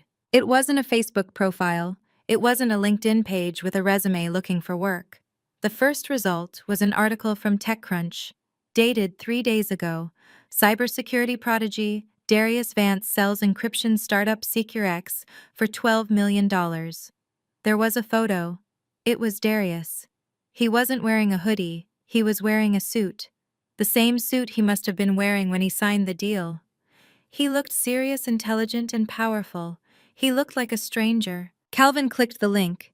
He read aloud, his voice shaking. Darius Vance, known in the industry as Ghost, has been the silent architect behind some of the most robust banking security protocols used today. Working from his home office in Atlanta, Vance developed a proprietary encryption algorithm that caught the eye of defense contractors and major financial institutions. After a bidding war, Vance accepted an all-cash offer of $12 million from a Silicon Valley conglomerate, retaining full creative control of his next projects. Calvin stopped reading. He looked at Loretta. He is rich, Loretta. He is not just doing okay. He is rich. He is richer than I ever was. He is richer than anyone we know. Loretta grabbed the phone from his hand. She stared at the picture of her son, the son she had called a failure. The son she had mocked for smelling like yeast because she confused him with the girl at the bakery down the street. The son she had ignored. He lied to us. She whispered. Her voice wasn't filled with awe. It wasn't filled with pride. It was filled with a sudden sharp fury. He sat at our table and let us pay for his dinner while he had $12 million in the bank. He watched us struggle. He watched us worry about the mortgage. He watched us buy that car for Trey, and he laughed at us. She stood up. The pain in her back was forgotten. The heat was forgotten. A new energy surged through her veins, the energy of entitlement. That is family money, Calvin, she hissed. He lived under our roof while he built that. He used our electricity. He used our internet. He ate our food. That business was built on our backs. Calvin looked at her. He saw the greed lighting up her eyes. It mirrored the feeling rising in his own chest. The shame of being broke was instantly replaced by the indignation of being cheated. He owes us, Calvin said, standing up to join her. He owes us everything. We raised him. We gave him the space to work. We sacrificed for him. And this is how he repays us. By hiding his fortune. By running away. By cutting off the lights while he sits on a mountain of cash. Where is he? Loretta demanded, grabbing Calvin's arm. Where is he right now? Calvin looked at the handwritten note again, the one from Marcus. He turned it over. On the back, scribbled in blue ink, was a reminder. Please confirm address for courier.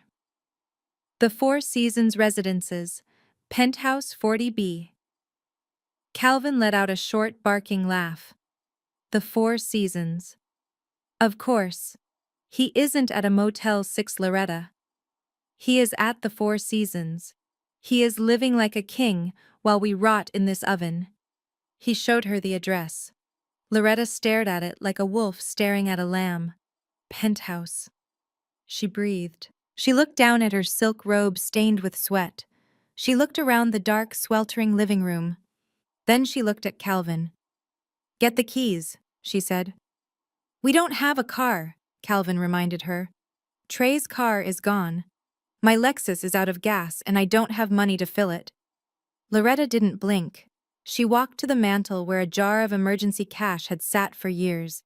It usually held pennies and loose change. She dumped it out. She counted the quarters, the dimes, the crumpled dollar bills. $17. It is enough for an Uber, she said. But how will we get back? Calvin asked. We aren't coming back. Loretta said, her eyes gleaming with a terrifying certainty. We are going to the penthouse, Calvin.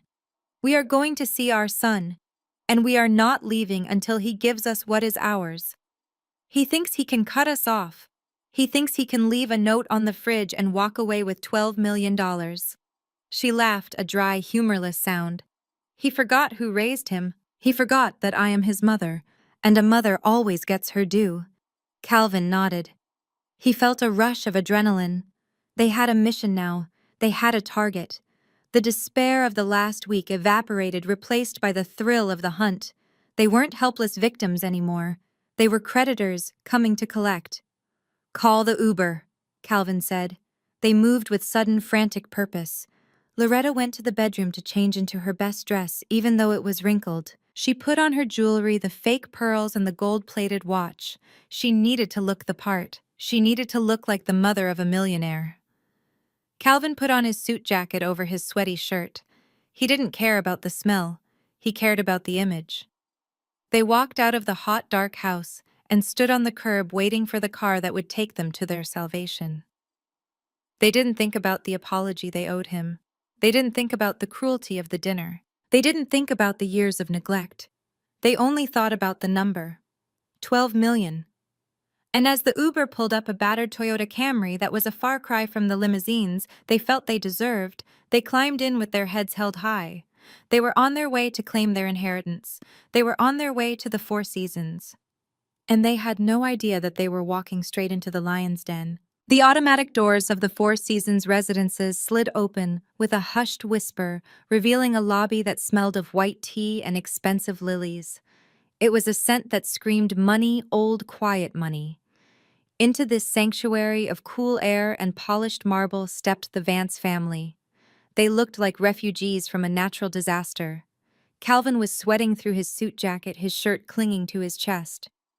Loretta hobbled in her heels, her makeup settling into the lines of her face. Trey trailed behind them, looking sullen and defeated in his wrinkled shorts and t-shirt. They stood out against the cream-colored walls like a stain. The concierge, a man with posture so straight he looked like he was carved from stone, looked up from his desk. He didn't frown. He didn't sneer. He simply raised an eyebrow a fraction of an inch, which was the customer service equivalent of a scream. "Can I help you?" the concierge asked, his voice smooth and neutral. Calvin marched up to the desk. He tried to summon the bluster that had served him for 20 years in middle management. "I am here to see my son, Darius Vance. Penthouse 40B. Tell him his family is here." The concierge typed something into his terminal. "I see. Do you have an appointment, Mr. Vance?" "Appointment," Calvin scoffed. "I am his father. I don't need an appointment to see my own blood. Call him. Tell him to get down here or we are coming up." The concierge picked up a phone. He spoke quietly into the receiver, his eyes never leaving Calvin's sweaty face. He waited. He nodded once. He hung up. "Mr. Vance says you may ascend," the concierge said. He gestured toward a bank of elevators set apart from the others. "The private elevators. Use the panel on the right. It has been unlocked for you." Calvin smirked at Loretta. "See, he knows. He knows he is in trouble." They walked to the elevator. The doors opened, revealing an interior lined with mirrors and gold trim. They stepped inside. The ride up was silent and incredibly fast. Their ears popped as they shot past the 10th floor, then the 20th, then the 30th. Loretta used the mirrors to try and fix her hair, but the humidity had done its damage. She looked wild, desperate. She stopped trying and instead practiced her wounded expression. She needed to look pitiful. She needed to look like a mother who had been wronged. The elevator slowed. The doors opened directly into the apartment. There was no hallway, no foyer, just space. The penthouse was a cavern of glass and light. The entire far wall was a window looking out over the Atlanta skyline. The city lay spread out below them, glittering and vast. The floors were polished concrete, softened by rugs that looked like abstract paintings. The furniture was low, sleek, and Italian. In the corner, a glass staircase spiraled up to a second level. It was breathtaking. It was intimidating. It smelled of nothing but clean, filtered air and ozone. And there, standing by the window, was Darius. He wasn't wearing a hoodie. He was wearing a charcoal gray suit perfectly tailored. He held a crystal tumbler in his hand filled with an amber liquid. He didn't turn around when the elevator chimed. He just kept looking out at the city. Calvin stepped into the room. His shoes clicked loudly on the floor. He felt a sudden wave of vertigo. This place was too big, too rich. It made his colonial house in the suburbs look like a dollhouse. Darius Calvin boomed, trying to fill the space with his voice. Darius turned slowly. His face was a mask of calm. He took a sip of his drink.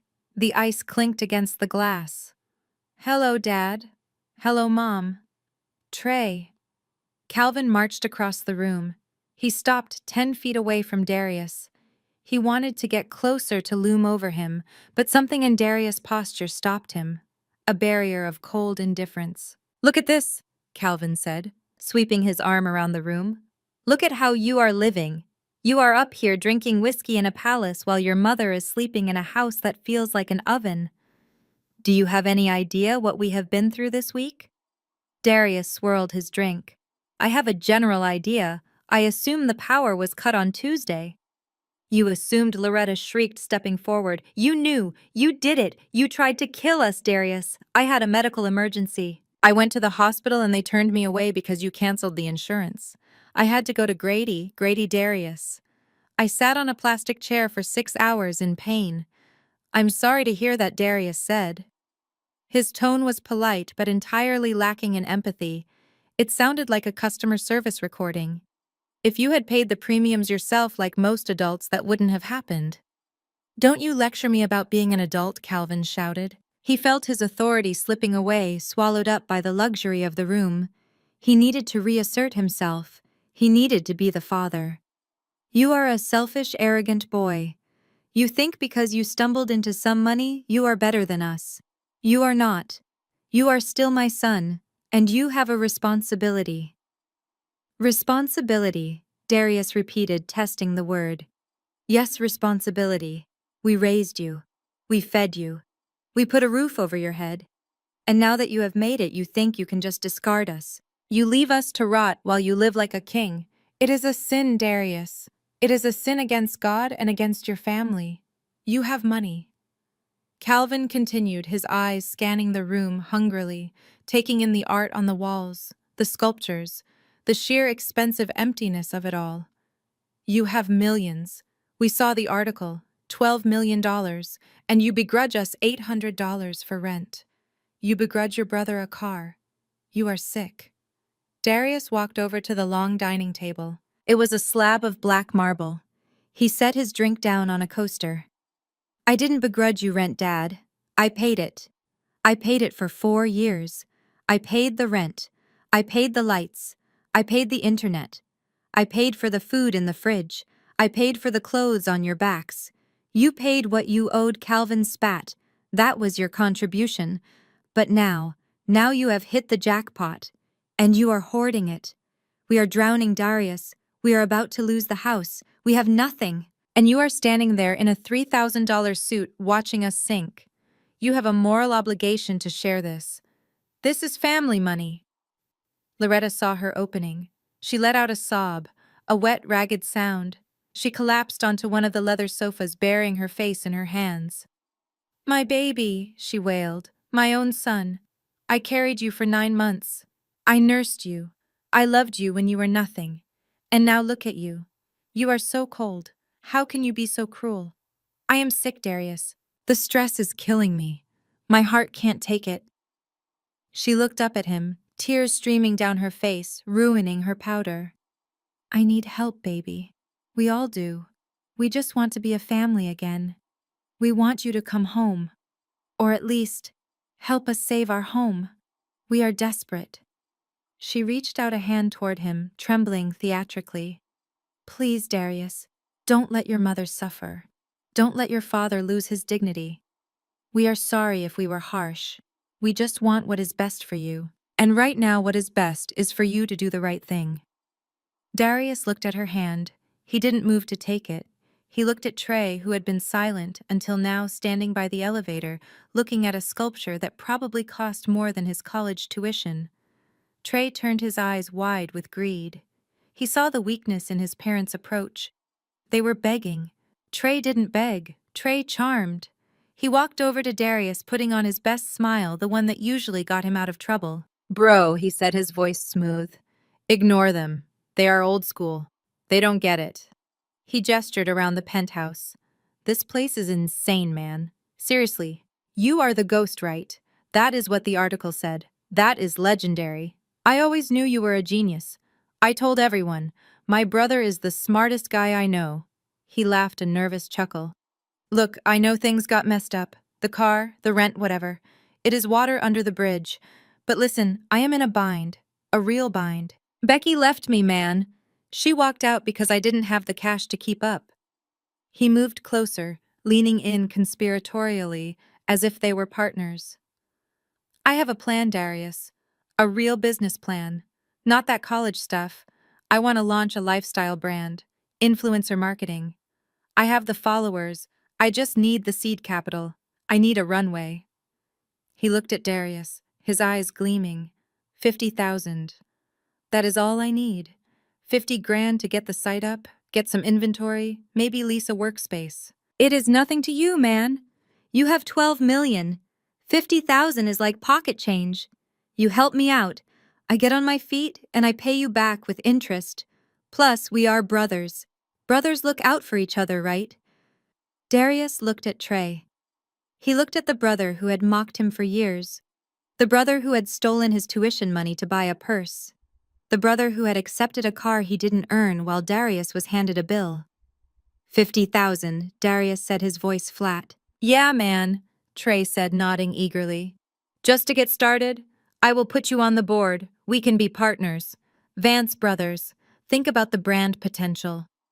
Darius looked back at Calvin, who was nodding in agreement, as if this request was perfectly reasonable.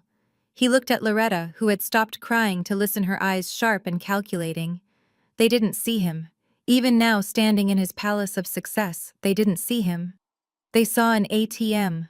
They saw a resource to be mined. They thought because he had money he had forgotten who they were. They thought he was weak.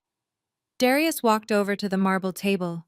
There was a thin leather folder sitting there. He picked it up.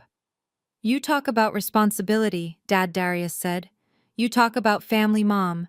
And you, Trey, you talk about partnership.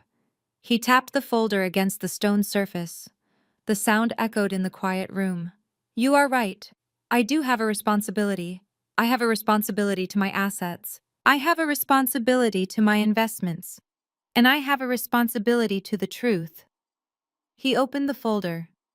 You came here asking for money. You came here asking for help. But you didn't come to ask Darius, your son, or your brother.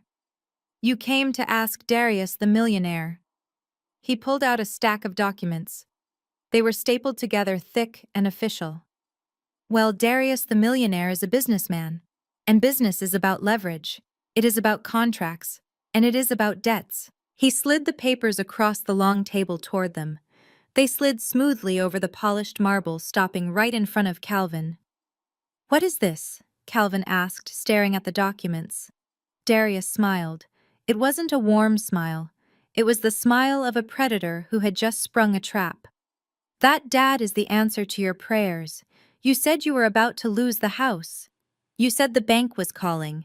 Calvin nodded slowly, reaching for the papers. Well, Darius said, you don't have to worry about the bank anymore. I took care of it. Loretta's face lit up. Oh, thank you, Jesus. I knew it. I knew you had a good heart. You paid it off. You paid off the mortgage. Darius shook his head slightly. No, Mom, I didn't pay it off. I bought it. He watched the confusion ripple across their faces. The bank was selling your distressed debt. It is a common practice for high-risk loans that are in default. My wealth management team identified it as a potential acquisition, so I bought the note. He leaned forward, planting his hands on the table. I own your mortgage now. I am the bank. And according to these papers, which outlines the terms of your default, I have the right to foreclose on the property immediately. The silence in the room was absolute. Even the hum of the city below seemed to vanish. You are my tenants now, Darius said softly. And rent is due. The silence in the penthouse was heavy and absolute, broken only by the hum of the city 40 stories below. Calvin Vance stared at the documents spread across the black marble table. His hands, usually so steady when he was commanding his household, were trembling violently. He picked up the top sheet. It was a legal notice, the kind printed on thick, intimidating paper. At the top in bold letters it read, Assignment of Mortgage and Transfer of Liane. He read the words, but his brain refused to process them. It was like trying to read a foreign language. He saw his name. He saw Loretta's name. He saw the address of the house in Buckhead. And then he saw the name of the new lien holder, not a bank, not a mortgage company. Vance Asset Management, LLC. He looked up at Darius. His son was standing on the other side of the table, his hands resting lightly on the cool stone surface. Darius didn't look triumphant. He didn't look angry. He looked like a man reviewing a spreadsheet. He looked bored. What does this mean? Calvin whispered. His voice was a dry rasp. What did you do? Darius tapped the paper with his index finger. It means that yesterday morning at 9 a.m., I wired $412,000 to the regional bank that held your mortgage. I purchased the note. I purchased the debt. Effectively, Dad, I am the bank. Loretta let out a gasp. She reached for the papers, her eyes scanning them frantically. But we pay the mortgage, she stammered. We pay it every month. It's on autopay. You set it up. I set up the primary mortgage, Darius said calmly. The one from 20 years ago, the one with the low interest rate. And yes, that one is paid. He paused, letting the silence stretch out, letting the tension build until it was suffocating. I'm talking about the second mortgage, Darius said. The home equity line of credit you took out 6 months ago. The one with the predatory variable interest rate. The one you used to put the down payment on the Mercedes. The one you used to pay for the party at Chops. The one you used to buy that suit you're wearing. Calvin squeezed his eyes shut. He felt exposed. He thought that was a secret. He thought he had hidden it. He had told Loretta it was a bonus from work. He had told Trey it was just liquid assets. He hadn't told anyone that he had leveraged the only asset they had left, the roof over their heads, to fund the illusion of their success. You haven't made a payment on that line of credit in 90 days, Darius continued, his voice devoid of judgment, just stating facts. You maxed it out, burned through $80,000 in 6 months, and then ghosted the bank. They classified the loan as non-performing last week. They were preparing to initiate foreclosure proceedings on Monday. Foreclosure, Loretta breathed. The word hung in the air like a guillotine blade. We were going to lose the house. Yes, Darius said. You were going to lose the house. The bank doesn't care about your bridge club, Mom. They don't care about your reputation. They care about their money. They were going to auction it off on the courthouse steps to the highest bidder. He walked around the table, moving closer to them. He didn't invade their space, but his presence was overwhelming. He smelled of expensive cologne and power. But they didn't, Darius said. Because I stepped in. My team flagged the distressed asset. I saw the address. I saw the names. And I decided to make an investment. Calvin looked up, a flicker of hope igniting in his eyes. He grasped at it desperately. You saved us, he said, his voice trembling with relief. You bought the debt to save us. Oh, thank God. Thank God. Darius, son, I knew you wouldn't let us fall. I knew you still cared. Loretta started crying again, this time tears of salvation. My baby, she sobbed. You paid it off. You cleared the debt. We're safe. Darius watched them. He watched the relief wash over their faces.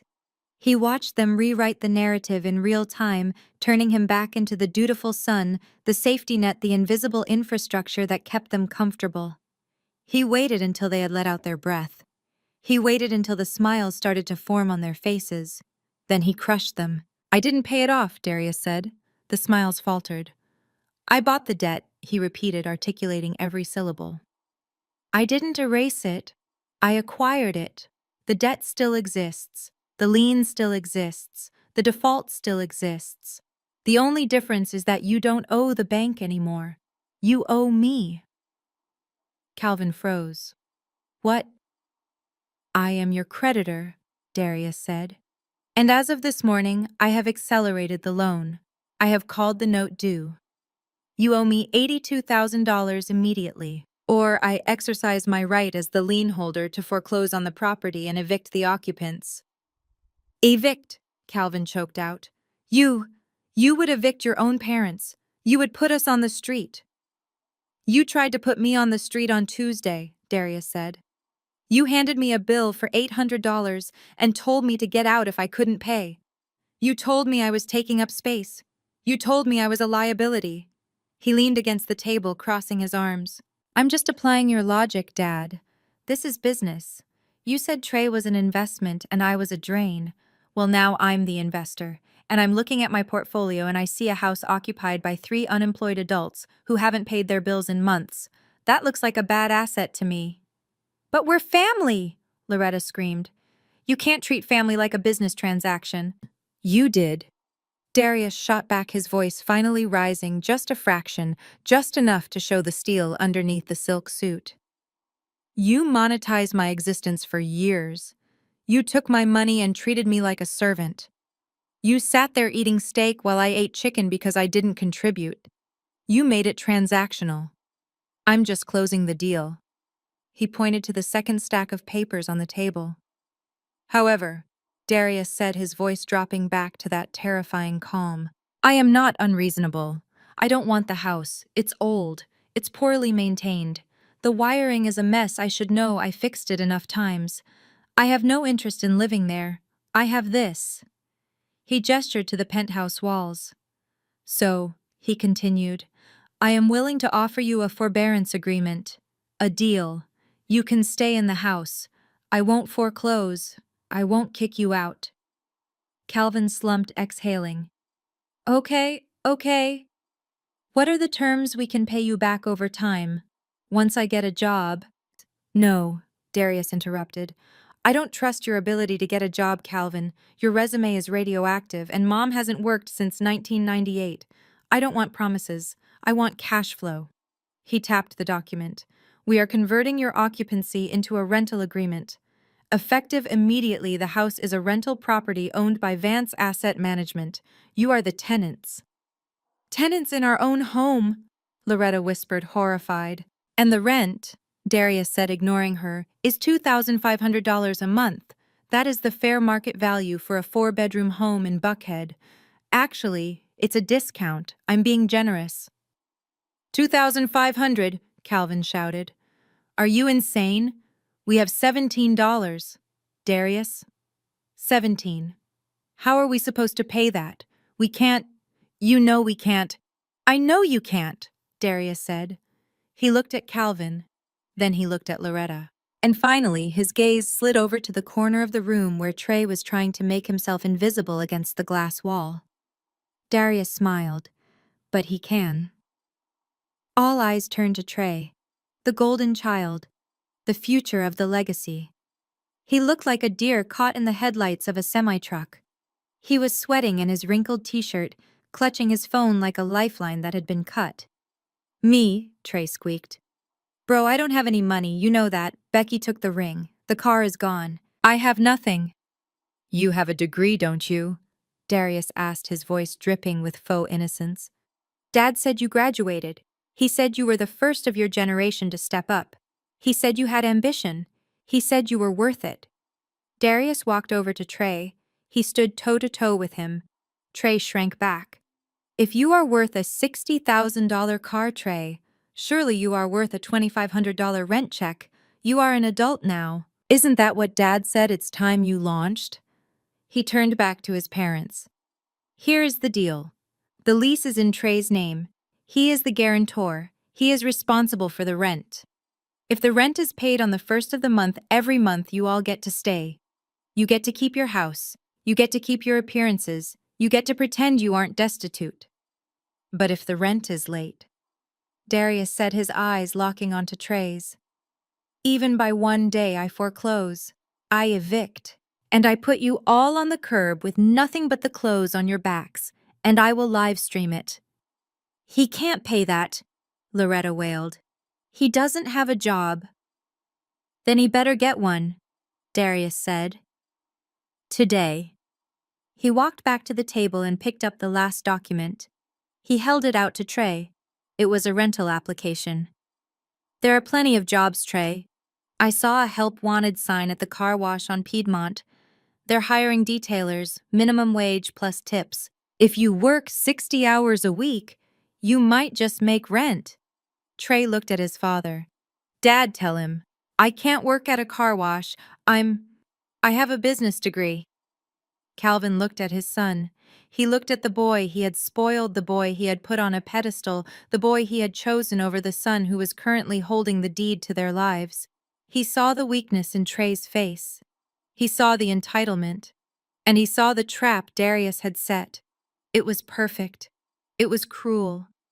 And it was inescapable. Sign the paper, Trey, Calvin said, his voice broken. Dad, sign the paper. Calvin roared, the veins in his neck bulging. Do you want your mother to sleep on the street? Sign the damn lease? Trey walked to the table. His hands were shaking so hard he could barely hold the pen Darius offered him. He looked at the document. Tenant Trey Vance. Monthly rent, $2,500. Due date first of the month. It was the same format as the bill Calvin had given Darius. The same font. The same layout. But the number was bigger. And the consequences were real. Trey signed. The ink looked black and permanent against the white paper. Darius took the document back. He checked the signature. He nodded. "Welcome to the real world, little brother," Darius said. "Rent is due on Sunday." "But that's in 3 days," Trey whispered. "Better start scrubbing," Darius said. "I hear the tips are good if you smile." He looked at his watch. "Now get out of my house. I have a dinner reservation, and I'm ordering the steak." The ink on the lease agreement was still wet when I reached into my jacket pocket for the final document. The room was silent save for the heavy breathing of 3 people who had just realized their lives were no longer their own. Trey looked like he might vomit. His hand was cramping from the signature that had just signed away his freedom. Calvin and Loretta were staring at the floor, unable to look at the luxury that surrounded them, without feeling the sting of their own poverty. "Wait," I said, my voice cutting through the quiet like a razor. "There is one more thing." Trey looked up, his eyes red-rimmed and terrified. "What? What else do you want?" I signed the paper. "I am going to get a job." I walked over to him. I held up a single sheet of paper. It was a credit card statement. A platinum Visa statement. "I noticed a charge on my credit report last month," I said, keeping my tone conversational. "A credit card opened in my name, but the billing address was the house in Buckhead. And the charges were interesting. Flights to Tulum, a designer handbag store, bottle service at a club in Miami." Trey's face lost the last of its color. He looked like a ghost. "I didn't open this card, Trey. You did. You used my social security number. You forged my electronic signature. That is identity theft. That is wire fraud. That is a federal felony." Loretta gasped, covering her mouth. "No, he wouldn't." "He did," I said, looking at my mother. "And I have the IP logs to prove the application came from his computer." I leaned in close to Trey. I could smell the fear on him. It smelled like sweat and cheap cologne. "Here's the choice, little brother. You can walk out of here and go straight to the police station and turn yourself in. You will probably get 3 to 5 years in federal prison. Or you can honor that lease you just signed." I pointed at the document on the table. "You get that job at the car wash. You work every shift they give you. You scrub the rims, you vacuum the carpets. You smile at the customers who drive the cars you used to think you deserved. And you bring me $2,500 on the first of every month. Not a day late, not a dollar short. If you miss a payment, if you complain, if you try to quit. I file the police report. I send you to jail. And then I evict Mom and Dad. Do you understand the terms?" Trey nodded. He couldn't speak. He was shaking so hard his teeth were chattering. "Good," I said. "Now get out of my sight." They left the penthouse like a funeral procession. There was no bluster left in Calvin, no indignation left in Loretta, no swagger left in Trey. They walked to the elevator, their heads bowed, their shoulders slumped under the weight of the reality I had just dropped on them. The doors slid shut, cutting off their view of the skyline, cutting off their view of me. I stood there for a moment in the silence. I didn't feel happy. I didn't feel sad. I felt balanced. The scales had been corrected. The debt had been paid. The next few months played out exactly as I had orchestrated. I didn't need to be there to see it. I had my property manager handle the collections. But I heard the stories. Trey got the job at the car wash on Piedmont. The manager hired him on the spot because he looked desperate. It was hard work, brutal work in the Georgia heat. Trey spent his days on his knees scrubbing brake dust off of wheels, getting soaked with soapy water, sweating through his uniform. One afternoon, Becky drove through. She was in the passenger seat of a new BMW driven by a guy who looked like he played linebacker for UGA. She saw Trey wiping down the hood. She didn't say hello. She just lowered her sunglasses, looked at him for a long second, and then rolled the window up. Trey didn't look up. He just kept scrubbing. He had rent to pay. Back at the house, the dynamic had shifted permanently.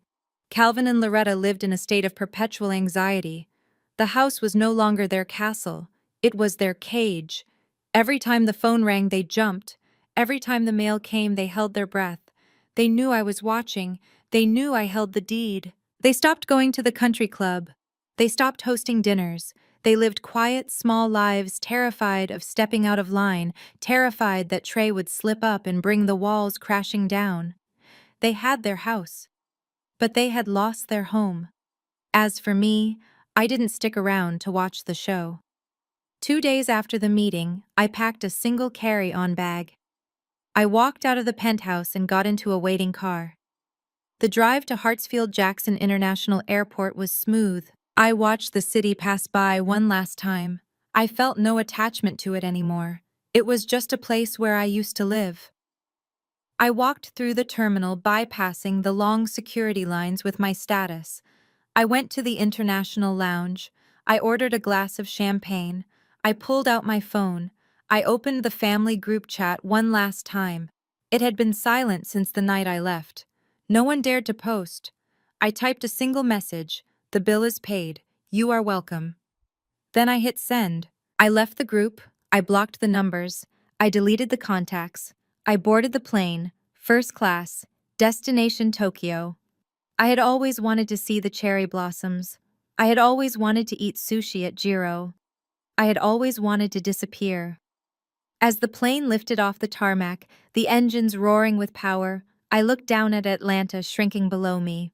The house in Buckhead was just a speck. The car wash was just a speck. The pain, the humiliation, the years of being the forgotten son, it all grew smaller and smaller until it was gone. I reclined my seat. I closed my eyes. I wasn't Darius the shadow anymore. I wasn't Darius the bank.